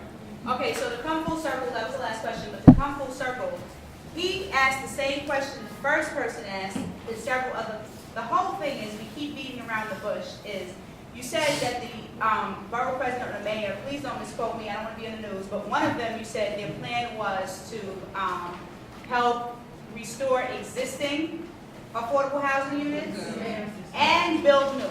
Yes. So, the question is, you gave an example of East New York as far as an example of a new community that you guys are working on. Yes. So where is an example of an existing community that you're working on? That's the question. To preserve Well, it. East New York is an existing community. But the only development you focused on today was new construction. There What is- we want to see is Sure. examples Yes. of communities where it exists already, a community Right. exists, because part of the plan was to restore existing affordable housing. To preserve, thank you, to preserve the existing. And reserve. So really, everyone is asking the same question, it's just coming across differently, is that why, and you're answering it sort of by saying there's not enough resources, people to do the work, but at the same time, the city took the time to create East New York, this whole community, to develop it. Why isn't it that when buildings like 620, forgive me if I don't know the address, when that comes up, or different communities have issues where buildings are just coming up with no regard to the eating situation, to the schools, that is an example of the plan representing existing and also new. That's what we're saying. Because the city should get involved. And that's the whole thing. It shouldn't be where as of right, because here's my question. As of right, you keep saying city has no power. You also said earlier that the city can only have power if they own a building. Part of the issue is that if it's privately owned, the city can't really do anything, right? Right. So why is it, and we all know the city recently sold a lot of their property. So the key is, you gotta look at it and look at it from where we stand. If you have no control, if you don't own something, but yet the city gave away everything they own, where does the leverage, hold on a second. Good point. Where can the community gain leverage and power? And this is a real question, because the new, I'm all for the new, but we keep saying help the existing, but what is that, what does that look like? How is that being done? What does that mean in a real way? Right. So, yeah, that's a good question. I hear you. That's a question for HPD, the housing. Well, I'll take a little bit of No, that. wait, I want you to give me a chance to finish the answer. The HPD has as I mentioned, 120,000 of those units are for preservation. That's not happening just in East New York or in Cromwell Jerome or in Flushing West. That is happening throughout the city. HPD is working on, they've been in office, the current administration's been in office now for a year, they're developing programs to reach out and try and preserve affordable housing or low-cost housing, privately owned. And their goal is 120,000 units. And HPD doesn't care whether that goal is met or whether those affordable units are in East New York or whether they're in Crown Heights. But again, you're speaking of new units. What No, I'm not speaking of new units. Okay. I'm actually speaking of preservation. The 120,000 that HPD has a target to preserve. So where does the infrastructure part come in? As far as schools, transit, Well, because that's all part of the community plan that you created in East New York. It wasn't But that's just the housing. preservation, right? That's keeping things as they are, right? Well, And so that's assuming that things are staying as they are. Not just the housing. Preservation means the mom and pop store being able to afford to stay there. Preservation means if you have a ratio of a certain amount of students going to a school, the more buildings you have, it's no longer staying the same. So preservation applies to more than just housing. So it's the whole community plan. Because we're using the same words you're using. It's the community plan. So why is it only focused on the housing? It's not just a housing conversation. It's a big picture here. So why can't we all do that together? You have different departments. Why can't we all proactively address it so that you don't have a chaos situation? Right. So we actually are addressing it, but we're addressing it when there is growth. So when there is growth being allowed when we know additional residents are coming in a significant number, that's when we can plan for those things together. And that's what we're doing in these neighborhood studies, where we're working together with other agencies to do exactly that. I mean, that's the kind of conversation we're having in those communities, right? By the way, that's not the conversation we were having in Crown Heights West. Right? In Crown Heights West, it was all about land use. It was all about the zoning. It was not about preservation. It was not about stores. It was not about parks. It was not about schools. Right? So you have to accept a certain amount of growth. No, we don't have to accept it. Okay. You don't have to, but then you have to suffer the consequences.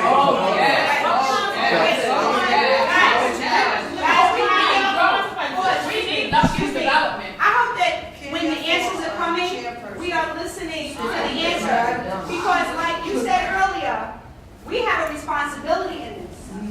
The responsibility is we have to organize in the right way. That's right. So he's actually giving us answers. What he's saying is, we're sitting here griping one fight or one thing, when really we should be talking about all of these things simultaneously. We have to be organized to get a work study, because right now, no work study is going because we're fighting about what the work study should be. So this is what the answer, this is what's coming, and I'm not defending. What I'm trying to do is get us to a point where we can really be heard and action can really be done. And You know, that's really where it's coming from. We welcome that conversation, because that is a basis for conversation about the future of your community. Right? So I just want to jump in a little bit. Know what's going to happen on June 15th? Just wait, let me just, Yes. Right? So that's about persuasion. that's one aspect of preservation for sure. That's not going to be the units that HPD is going to count towards the 120,000, but HPD. Please don't leave. But that does affect the current rate. Yes, yes. Guys, remember we still have 10 minutes. But to grow the pool of preserved units, like for example, Mayor just did a whole press event on his plan because there was a building, they put government funding in, it locked the building up for X number of years as keeping it as affordable housing. So the question is, where there are private property owners, the government programs that are in place that are going to be developed, how do we entice these private property owners to come to the table to take these financing requirements from the city so that these units keep a longer tenure of affordable housing? You know, you had here Tivoli Gardens went through a bit to make sure that didn't, right? So that's one proactive way, even without zoning, even without development. It's these financing programs, it's various tax programs that are being talked about, how to induce property owners, keep your units affordable because you're getting this lower financing, you're getting this more favorable tax treatment. So that's one aspect of preservation. Unfortunately, with a lot of other aspects, we don't have commercial rent control. We're a very capitalist society. It's very hard in those other aspects to kind of keep things kind of the way they are, even with no zoning change. Okay, so I see some of y'all standing up, and we promised ourselves as a community that we would give each other 10 minutes. Yes. So don't leave on your promise to ourselves. Yes. One thing to say, I think everybody should give Kenya a big hand.